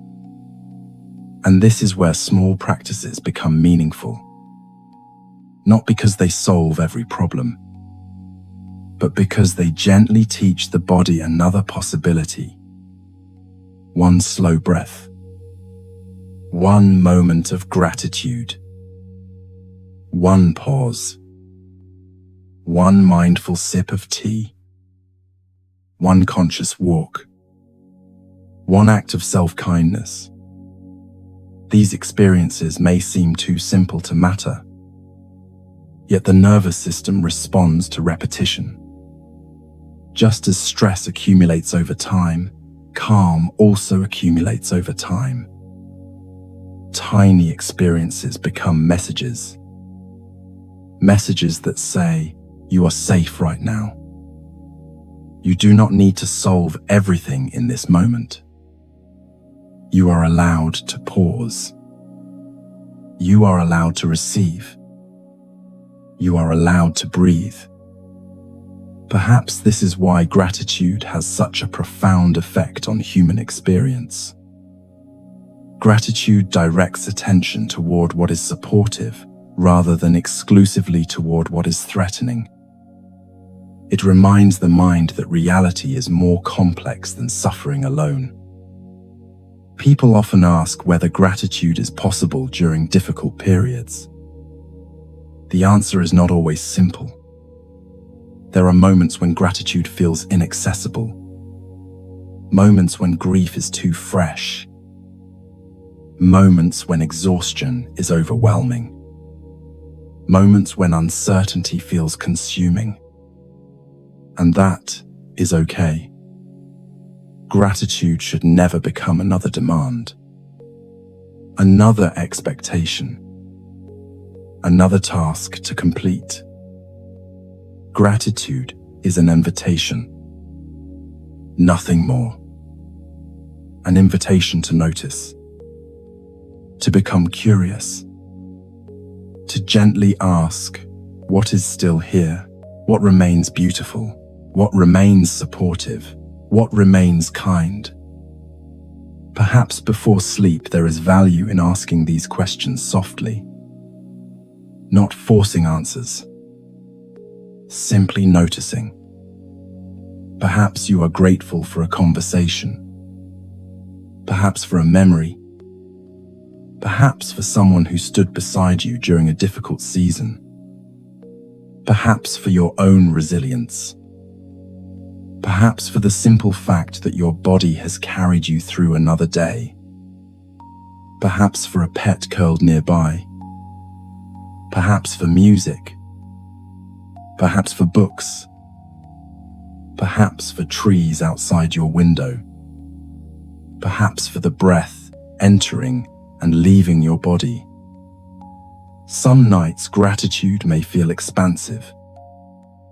Other nights it may feel very small. And small is enough. A single moment of appreciation can become a doorway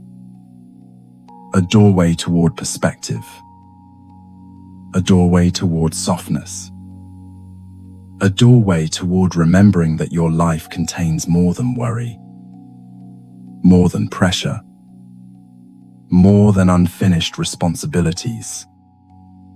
There is a gentle reflection you might carry with you before sleep.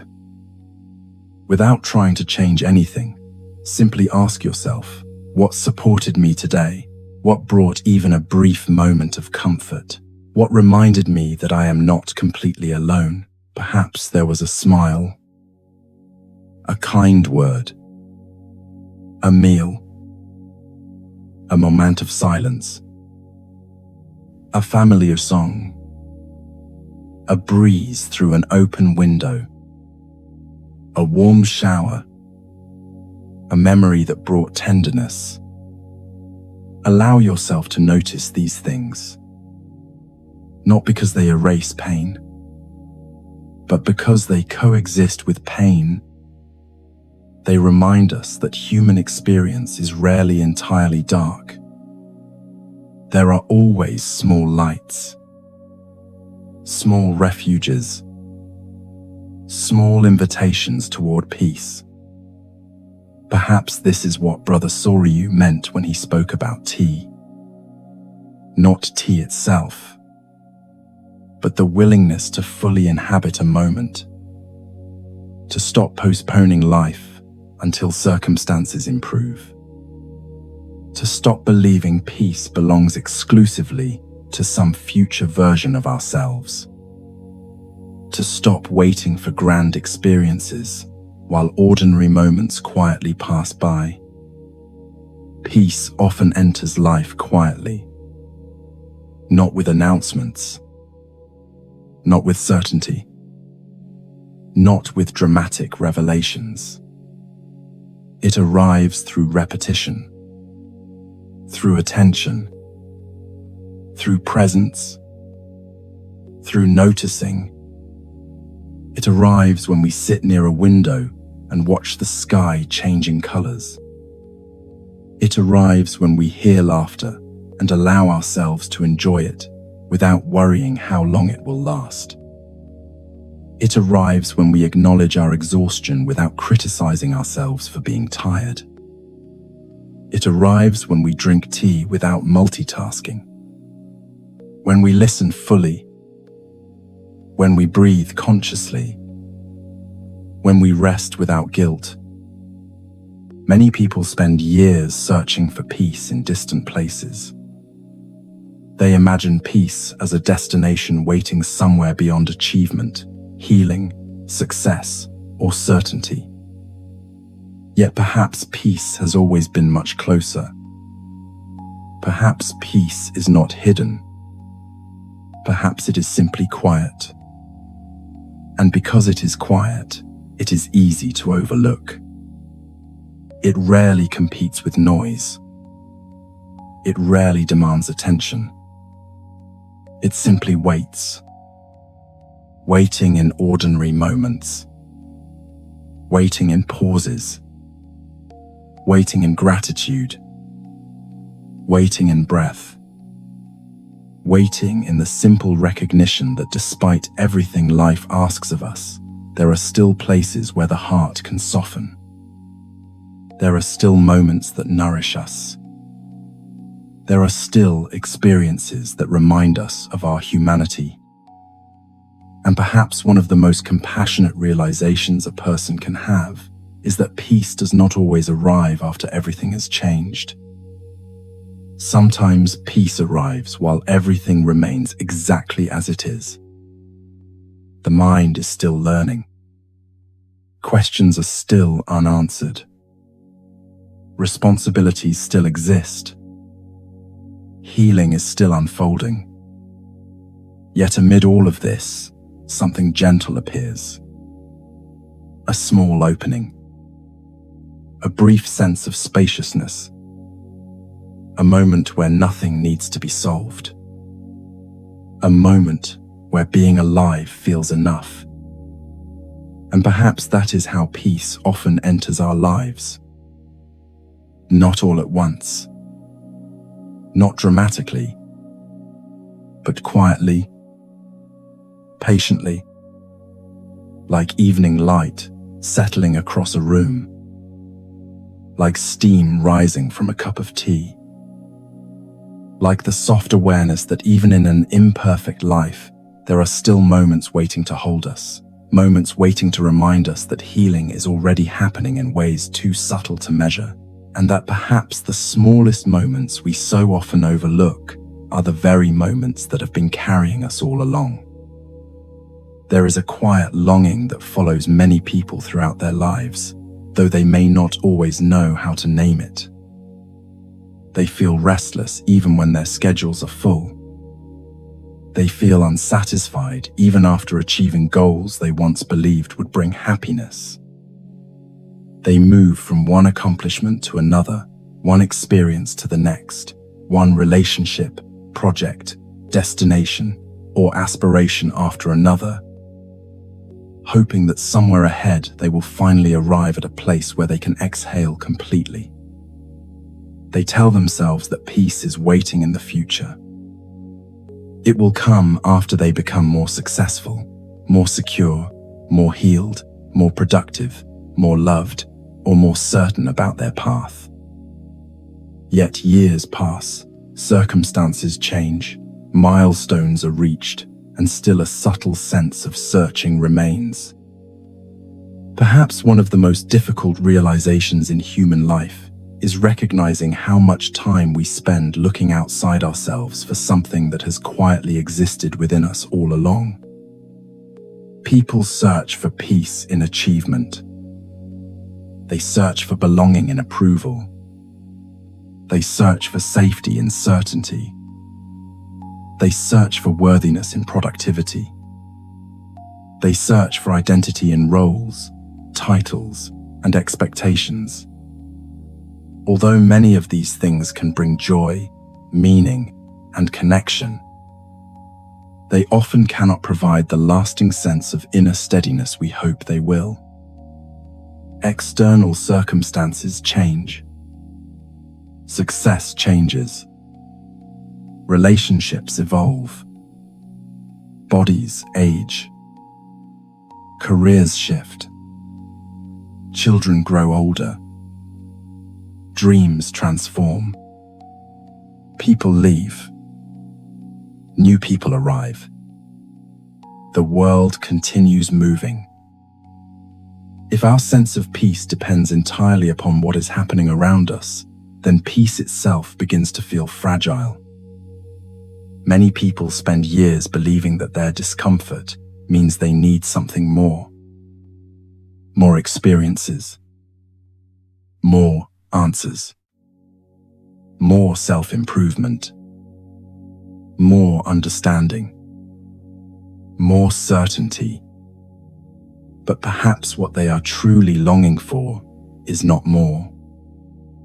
Perhaps they are longing for reconnection. Reconnection with themselves. Reconnection with the quiet part of themselves that has remained present beneath all the striving, all the worrying, all the becoming, and all the trying. Modern life rarely encourages this kind of reconnection.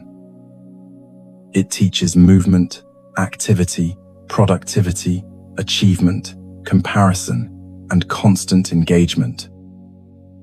People are encouraged to optimize, improve, accelerate, and accomplish. There is always another goal to pursue, another expectation to meet, another version of oneself to become. Even rest can become another project. Even healing can become another objective. People begin treating their lives as endless lists of things to complete. And eventually they find themselves moving through their days while feeling strangely disconnected from the very person living those days. This disconnection can be difficult to describe because outwardly, life may appear successful. Responsibilities are fulfilled. People continue functioning. They continue showing up, contributing, caring, and moving forward. Yet inwardly, something feels absent. A sense of intimacy with oneself. A sense of familiarity. A sense of presence. Many people know what it feels like to wake up and move through an entire day without ever truly checking in with themselves. They know what it feels like to become so focused on external demands that they lose contact with their own inner landscape. They know what it feels like to become experts at understanding others while feeling uncertain about their own needs. They know what it feels like to ask quietly, and sometimes painfully, when was the last time I truly felt like myself? Sometimes this question appears after burnout. Sometimes after loss. Sometimes after years of constantly taking care of others. Sometimes after achieving goals that somehow fail to provide the fulfillment that was expected. And sometimes it simply appears because the heart grows tired of searching endlessly outside itself. There is a Buddhist teaching that speaks about inner stillness, but inner stillness is often misunderstood. People imagine stillness as the absence of thought, the complete disappearance of worry, or a permanent state of serenity, untouched by life's difficulties. They imagine stillness as something extraordinary, achieved only by people living in monasteries, meditating for hours, far removed from ordinary responsibilities. Yet perhaps stillness is much simpler. Perhaps stillness is not the absence of movement. Perhaps it is the presence of awareness. Perhaps stillness is the ability to remain connected to yourself, even as life continues unfolding around you. Imagine standing beside the ocean. Waves move constantly. Some are gentle. Some are powerful. Some create turbulence. Some disappear almost immediately. Yet beneath the surface there remains something deeper, something quieter, something less affected by temporary conditions. Human experience is often similar. Thoughts rise and fall. Emotions appear and disappear. Circumstances change. Responsibilities come and go. But beneath these experiences there is another dimension of being. A quieter place, a place not dependent upon achievement, untouched by comparison, a place that does not need to prove anything, a place that simply observes, breathes, and exists. Many contemplative traditions suggest that this stillness is not something we create. It is something we remember, something we rediscover, something we return to. Because life itself often pulls us away from it, not intentionally, but gradually, through busyness, expectations, pressure, and endless attention directed outward, until one day we realize we have spent years caring for everything except our relationship with ourselves. Anna understood this feeling deeply. She was 36 years old, a painter who had once loved creating art more than anything else. As a child, she spent hours drawing, experimenting with colors, and observing details most people overlooked. Art felt natural, joyful, and alive. As she grew older, however, passion slowly became profession. Profession became obligation. Obligation became pressure. Commissions increased. Deadlines multiplied. Social media demanded constant visibility. Success brought expectations. Expectations brought comparison. Before long, Anna found herself creating not because she felt inspired, but because she felt responsible. Painting became work. Work became performance. Performance became exhaustion. People admired her career. They admired her exhibitions. They admired her discipline. Yet privately, she felt empty. She sat in front of blank canvases, unable to remember why she had fallen in love with art in the first place.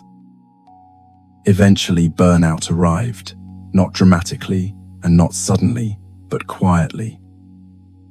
She stopped sleeping well. She lost interest in activities she once enjoyed. Conversations felt draining. Creativity disappeared. Even simple decisions became overwhelming. Friends encouraged her to take a vacation. Others suggested new projects. Some advised her to work harder, while others advised her to work less. But none of these suggestions addressed what she was truly experiencing. She was not simply tired. She had become disconnected from herself. After months of feeling increasingly depleted, Anna decided to spend several weeks away from the city at a small cottage near the coast. At first, she approached rest the same way she approached everything else. She created schedules, made plans, designed routines, read books about recovery, and set goals for relaxation. Until one morning she woke up before sunrise and realized she was trying to accomplish rest. The thought made her laugh, and then it made her cry, because she suddenly understood that she had forgotten how to simply be. That morning, unable to sleep, she put on a sweater and walked outside. The air felt cool. The sky was still dark. Birds had not yet begun singing. She followed a narrow path leading toward the shoreline. For a while she walked quickly. Then she noticed there was nowhere she needed to go. No appointment. No deadline. No expectation. Only walking. Only breathing. Only presence. She slowed down. She listened. Waves moved steadily against the shore. Wind touched her face. Clouds drifted overhead.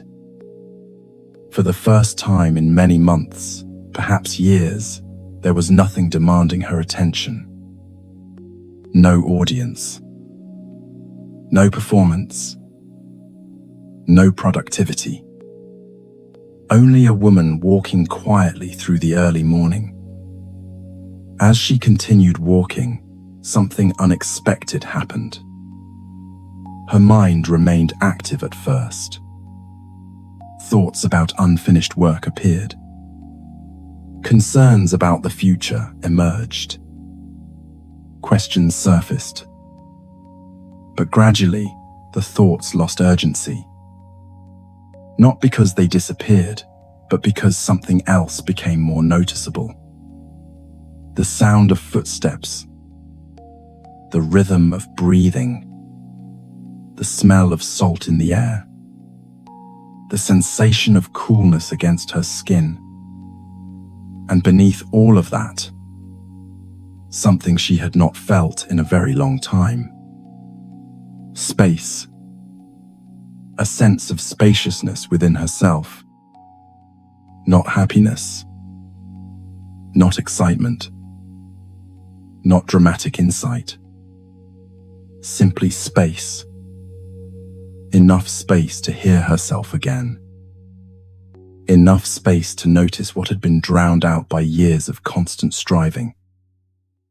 After several mornings of walking, Anna began looking forward to these moments, not because they solved her problems. Her career remained uncertain. Questions remained unanswered. Burnout had not magically disappeared. But these walks revealed something important. She realized she had spent years searching for inspiration, peace, and meaning outside herself, while ignoring the quiet part of herself that had been patiently waiting beneath all the noise. One morning she sat on a rock overlooking the ocean and whispered softly, "I've been chasing so many things." No one answered. Only waves. Only wind. Yet another realization emerged. Perhaps she was not chasing peace. Perhaps she was running from stillness. Because stillness can feel uncomfortable when we have become accustomed to constant movement. Stillness removes distractions. Stillness reveals exhaustion.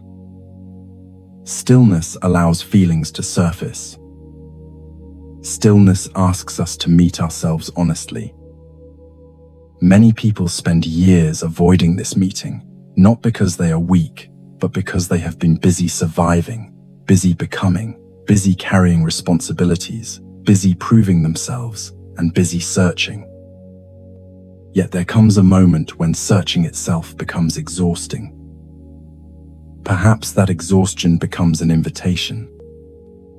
An invitation not to seek harder, but to pause, to listen, to notice, and to remember. There is a reason people often describe moments of deep presence as feeling like coming home.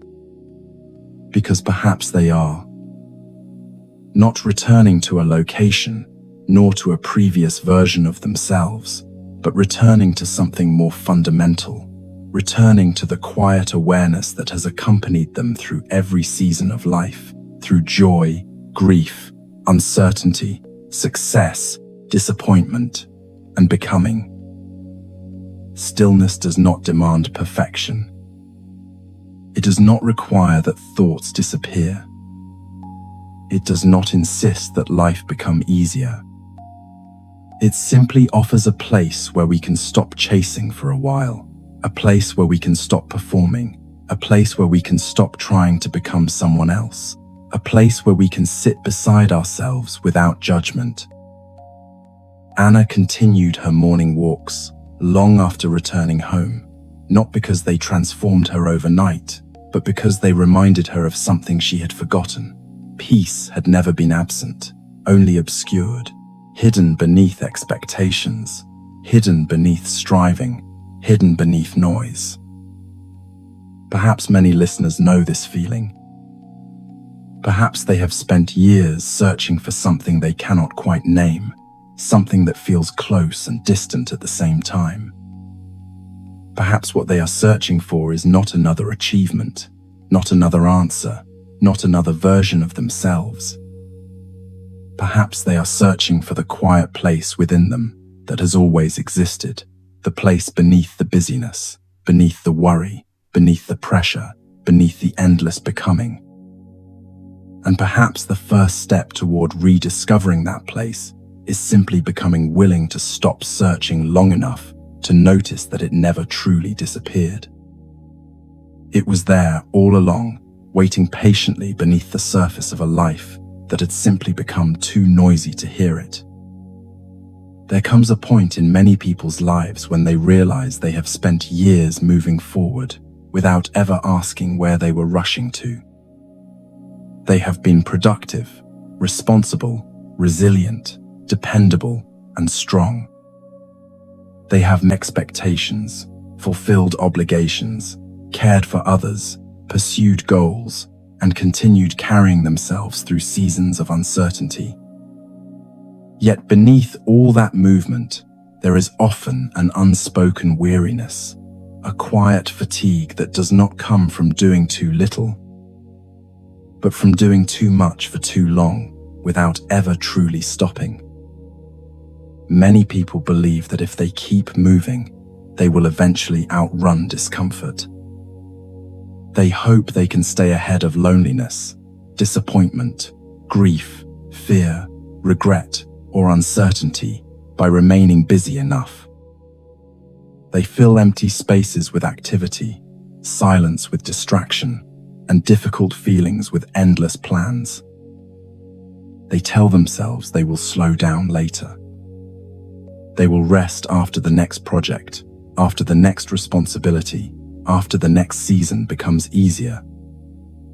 But life has a way of continuing to offer new tasks, new concerns, and new expectations. There is always another destination to reach, another conversation to have, another problem to solve, another version of ourselves waiting somewhere ahead. Yet perhaps one of the most profound questions a person can ask is this: what happens when we finally stop running? At first, stopping can feel uncomfortable. When movement has become a habit, stillness may feel unfamiliar.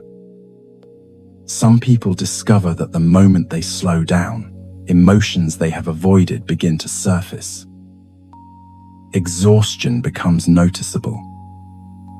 Grief that was buried beneath schedules quietly returns. Loneliness becomes easier to hear. Questions that had been pushed aside begin asking for attention. This is why many people keep themselves occupied. Not because they love busyness, but because busyness protects them from meeting parts of themselves they are not sure they know how to hold. Yet there is something beautiful hidden within the willingness to stop. Because when we stop running, we often discover that we were never being chased in the way we imagined. We realize that some fears become smaller when we turn toward them. Some emotions soften when they are acknowledged. Some wounds begin healing simply because they are finally allowed to exist without resistance. We begin to understand that not every feeling requires fixing. Not every thought needs solving. Not every difficult season demands immediate transformation. For many years, people learn to relate to themselves through expectations. They ask, what should I be doing? How should I be feeling? Why am I not further along? Why am I still struggling? These questions often come from a place of sincerity, but they can also become another form of pressure. Over time, they create the impression that being human is a problem to overcome rather than an experience to inhabit. Perhaps this is why so many people feel surprised when they finally allow themselves to pause. They discover that beneath the constant striving, there is simply a tired person who has been trying very hard for a very long time. A person who has carried responsibilities, worries, hopes, disappointments, and expectations. A person who has done their best to keep moving, even when they felt depleted. A person who has often extended understanding toward everyone else, while forgetting to offer that same understanding inward. There is nothing wrong with being tired. This may sound simple, yet for many people these words feel deeply unfamiliar. They have spent years believing that tiredness means failure. They interpret exhaustion as weakness, emotional fatigue as inadequacy, and burnout as evidence that they should somehow be stronger. They compare themselves to others who seem more energetic, more resilient, more capable, and conclude that something must be wrong with them. But perhaps tiredness is not a sign that we are broken. Perhaps tiredness is evidence that we have been carrying something significant. Perhaps tiredness means we have loved deeply, worked sincerely, supported others, adapted to change, endured uncertainty, continued showing up despite feeling overwhelmed. There is tenderness in recognizing this, because compassion begins the moment we stop treating our exhaustion as an enemy. Many people spend years fighting against their own humanity. They resist their need for rest. They resist vulnerability. They resist limitations. They resist aging. They resist sadness. They resist uncertainty. Yet resistance itself consumes energy. Fighting what already exists often leaves us more depleted than the experience we are resisting. The body has always spoken a quiet language. Sometimes it whispers. Sometimes it insists. Sometimes it becomes impossible to ignore. A racing mind, tight shoulders, shallow breathing, persistent fatigue, difficulty sleeping, a sense of emotional numbness. These are not personal failures. Often, they are invitations. Invitations to slow down. Invitations to listen. Invitations to notice that we may have been asking more from ourselves than any human being was meant to sustain indefinitely. Anna began learning this after returning from her walks by the sea. For years, she had viewed rest as something that needed to be earned. Productivity justified rest. Achievement justified rest. Exhaustion justified rest. But simply existing never seemed sufficient. She realized she had spent much of her life believing that her value depended on what she produced, what she contributed, and how useful she could be to others. One morning, she sat quietly in her studio without painting. Sunlight entered through the window. Dust particles floated gently in the air. There were unfinished canvases nearby. Emails waiting for responses. Deadlines that still existed. Yet for the first time, she did not feel compelled to immediately address them. She simply sat. At first, guilt appeared. An inner voice whispered, "You should be doing something. You are wasting time. You need to catch up. You need to prove yourself." But another voice slowly emerged. A quieter voice. One she had not heard in years. It said, "You do not have to earn your right to exist." She closed her eyes, and for a moment she felt sadness. Not because something terrible had happened, but because she realized how long she had lived without believing this. How many years she had measured her worth through effort. How many years she had mistaken exhaustion for dedication. How many years she had forgotten that being human includes needing pauses, includes needing restoration, includes needing softness. Many listeners may recognize this feeling. Perhaps they have become so accustomed to carrying themselves through life that they no longer know how to set anything down. Perhaps they have forgotten what it feels like to inhabit their own bodies without tension. Perhaps they have become experts at enduring while quietly longing to be held, understood, or simply allowed to rest. There is a practice that can help us return to ourselves when emotional exhaustion becomes overwhelming. Not as a solution, not as a technique to perfect, but as an invitation back into the body, back into the present moment, back into a relationship with ourselves built on gentleness rather than performance. Perhaps you might imagine yourself lying down comfortably. There is nowhere to go. Nothing to achieve. Nothing to prove. Only this moment. Notice your breathing. Not changing it. Not controlling it. Simply noticing. Air entering. Air leaving. Allow your attention to move slowly toward your forehead. Notice whether there is tension there. No need to fix it. Only notice. Then allow awareness to move toward your eyes. Have they been working hard lately? Looking, searching, scanning, trying to anticipate what comes next? Invite them to soften. Allow awareness to move toward your jaw, your neck, your shoulders. Many people carry entire stories inside their shoulders.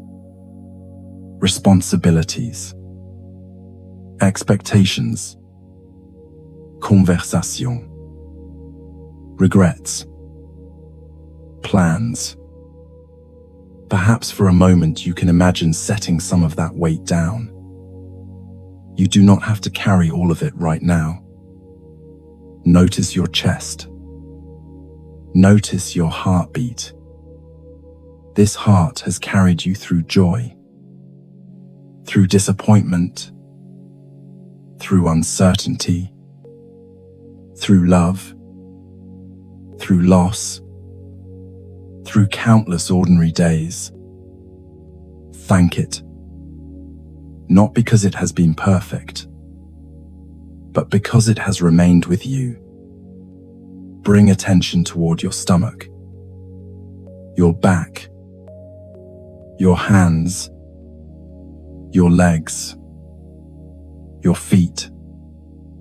Notice the simple reality that your body has supported you through every chapter of your life, even when you criticized it, even when you ignored it, even when you expected more from it than it could reasonably give. And perhaps within this noticing, there is another understanding beginning to emerge. You do not need to become someone else in order to deserve care. You do not need to be more productive, more accomplished, more enlightened, more composed, more certain. You are already worthy of gentleness, already worthy of compassion, already worthy of rest. Many people imagine that returning home means finding a place somewhere outside themselves. A destination, a relationship, a future version of life where everything finally feels settled. Yet perhaps the deepest homecoming is something entirely different. Perhaps home is not a location. Perhaps home is a relationship with ourselves, a relationship built upon honesty, patience, acceptance, kindness, presence. For years, people search for belonging in external places because they have forgotten that belonging can also exist within. Not as perfection, not as permanent peace, but as a willingness to remain with ourselves even when life becomes difficult. Returning home to yourself does not mean all questions disappear. It does not mean sadness never visits again. It does not mean uncertainty vanishes. It simply means that when these experiences arise, you no longer abandon yourself in the process. You stay. You listen. You soften. You breathe. You remember. You remember that exhaustion is not failure. You remember that stillness was never absent. You remember that the part of you that has always longed for peace has never truly been lost.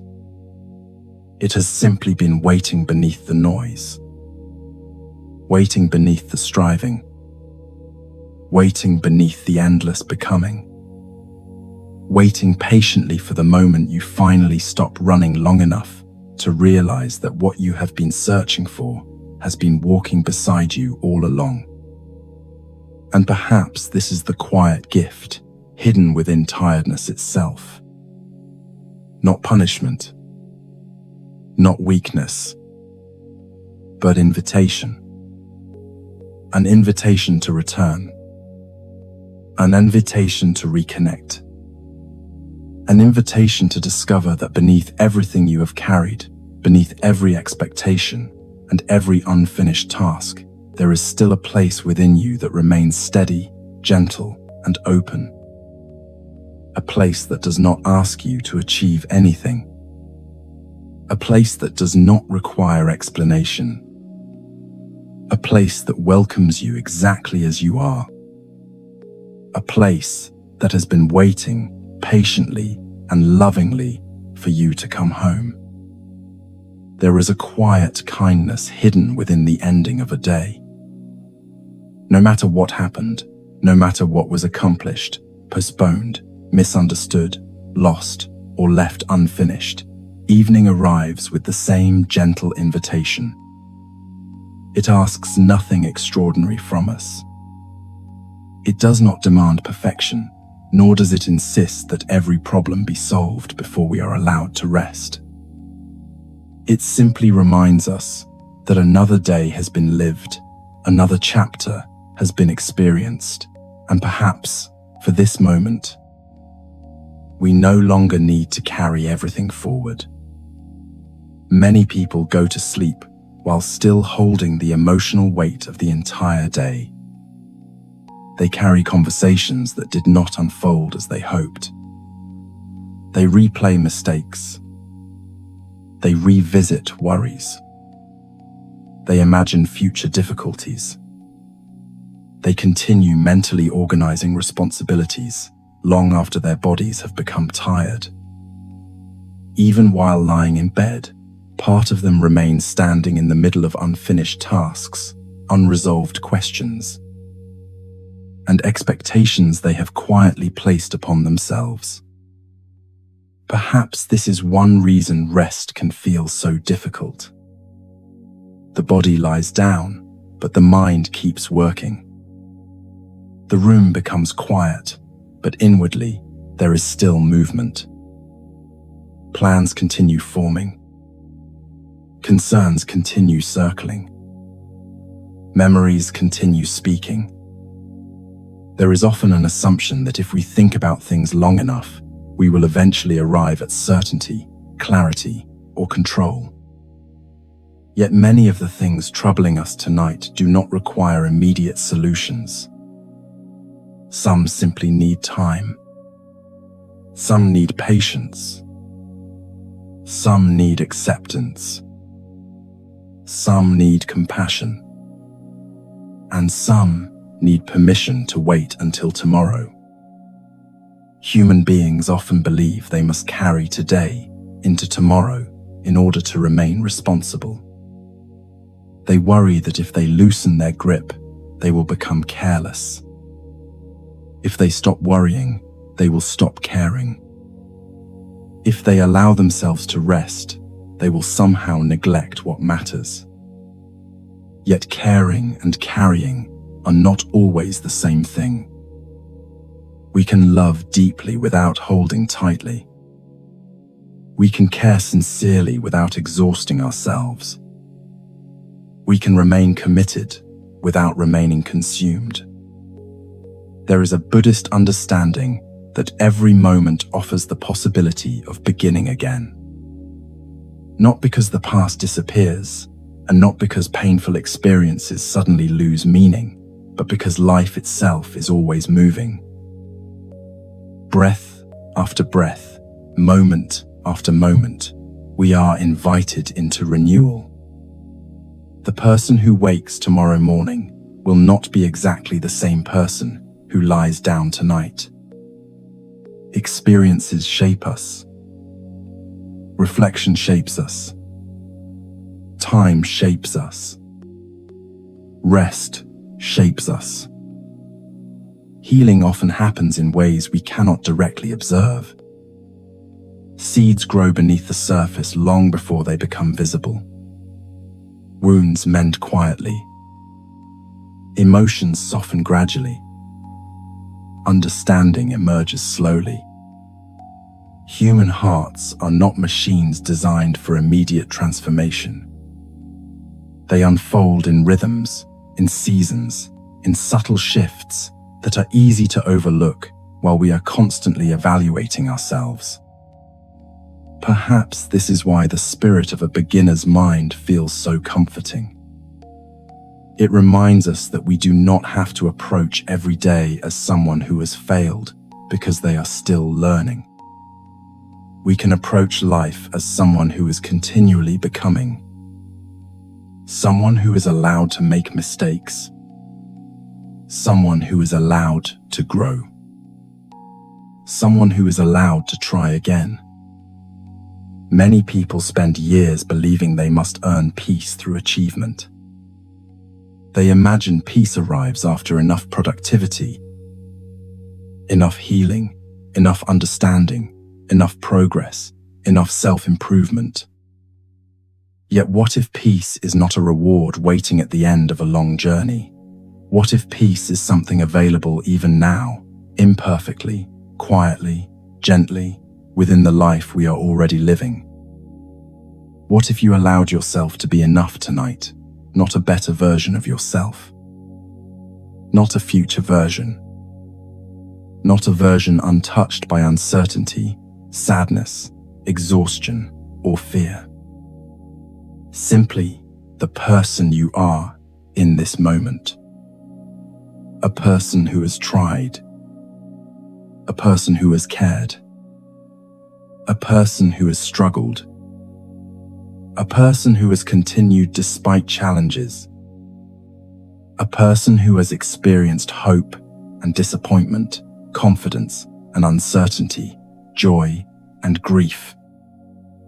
A person who is deeply human. For many listeners, this question may feel unfamiliar.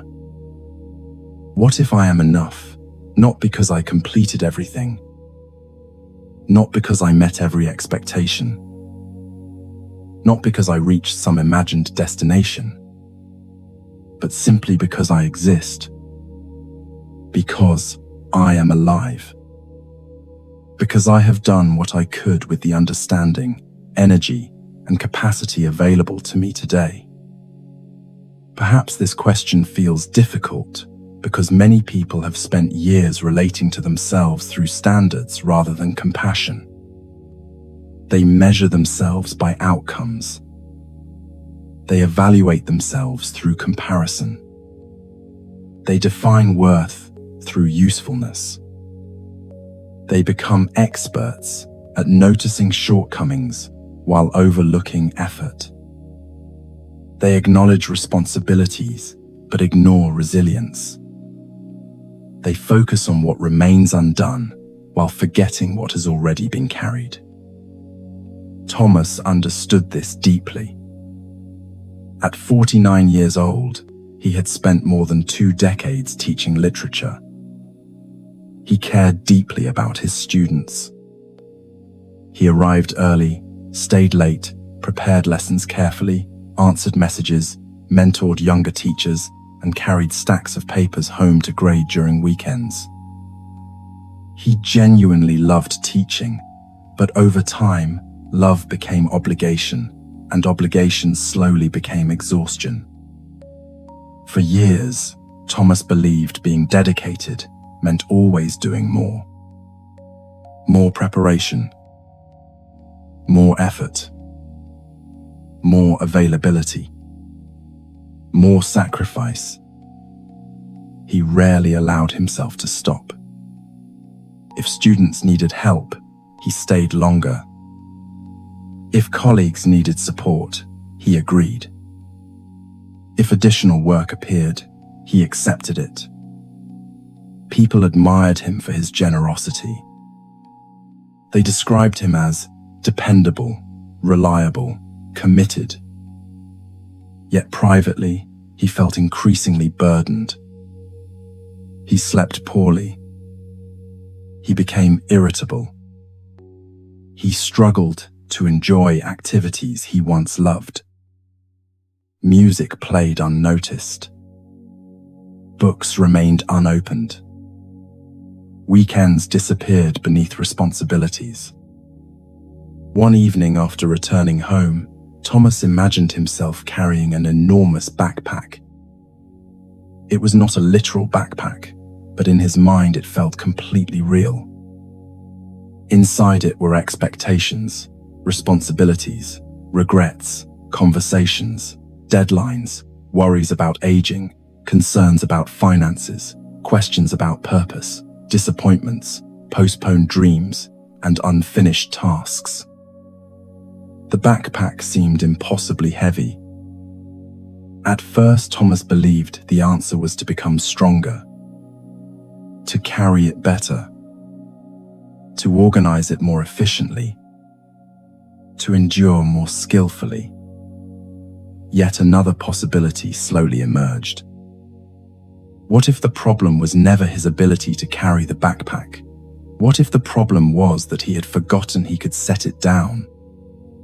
This realization surprised him because he had spent years assuming responsibility, required constant holding, constant vigilance, constant mental engagement. He had forgotten that even people who care deeply need moments of release. He imagined placing the backpack on the floor, At first it felt uncomfortable, almost irresponsible. Part of him worried. What if something is forgotten? What if something falls apart? What if people need me? Yet another part of him felt relief. Not because responsibilities disappeared. They remained. Life was still complex. Questions still existed. Expectations still existed. But for a moment he was no longer carrying all of it. For a moment he was simply a person sitting quietly in a room, breathing, existing, being. Thomas realized something important that evening. Letting go is often misunderstood. People imagine letting go means no longer caring, no longer trying, no longer loving. But letting go does not mean abandoning what matters. It means releasing the belief that we must carry everything at all times. It means understanding that rest is not betrayal. It means recognizing that constant effort is not the only expression of love. Sometimes love also looks like stepping back, breathing deeply, and trusting that tomorrow can hold what tonight no longer needs to carry. Perhaps before sleep there is value in practicing a small act of surrender. Nothing complicated. Nothing ceremonial. Simply allowing yourself a few quiet moments. Imagine placing everything you carried today into an invisible basket beside your bed. Conversations. Responsibilities. Questions. Mistakes. Expectations. Future plans. Allow them to rest there. Not forever. Only for now. They will still exist tomorrow, but they do not need your attention in this moment. Notice your breathing. Allow the inhale to arrive naturally. Allow the exhale to become slightly longer. Again. Slowly. Without effort. Notice your shoulders. Notice your jaw. Notice your hands. Invite them to soften. There is nowhere you need to go. Nothing you need to prove. Nothing you need to solve before sleep can begin. The heart heals when it feels safe. This is true emotionally as much as physically. Human beings heal more easily when they experience acceptance, when they feel understood, when they no longer perceive themselves as problems requiring constant correction. Perhaps one of the greatest gifts we can offer ourselves is the experience of inner safety. Safety from judgment. Safety from relentless expectations. Safety from endless self-criticism. Safety from the belief that our worth depends upon performance. Healing does not flourish in environments of pressure. Healing flourishes where kindness exists, where patience exists, where gentleness exists. Life will continue tomorrow. Responsibilities will return. Questions may remain unanswered. Uncertainty may still exist. But perhaps tonight does not belong to striving. Perhaps tonight belongs to release, to breathing, to trusting, to remembering that you are more than your productivity, more than your worries, more than your responsibilities, and more than your accomplishments. You are a person who has lived through another day. A person who has done what they could. A person who has continued despite challenges.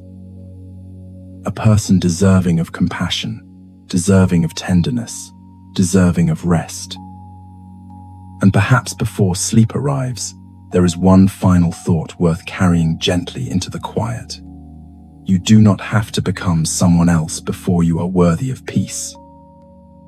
You do not have to solve your entire life before you are allowed to close your eyes. You do not have to carry today into tomorrow. You have done enough for today. You have carried enough for today. And for this one quiet night, that is enough.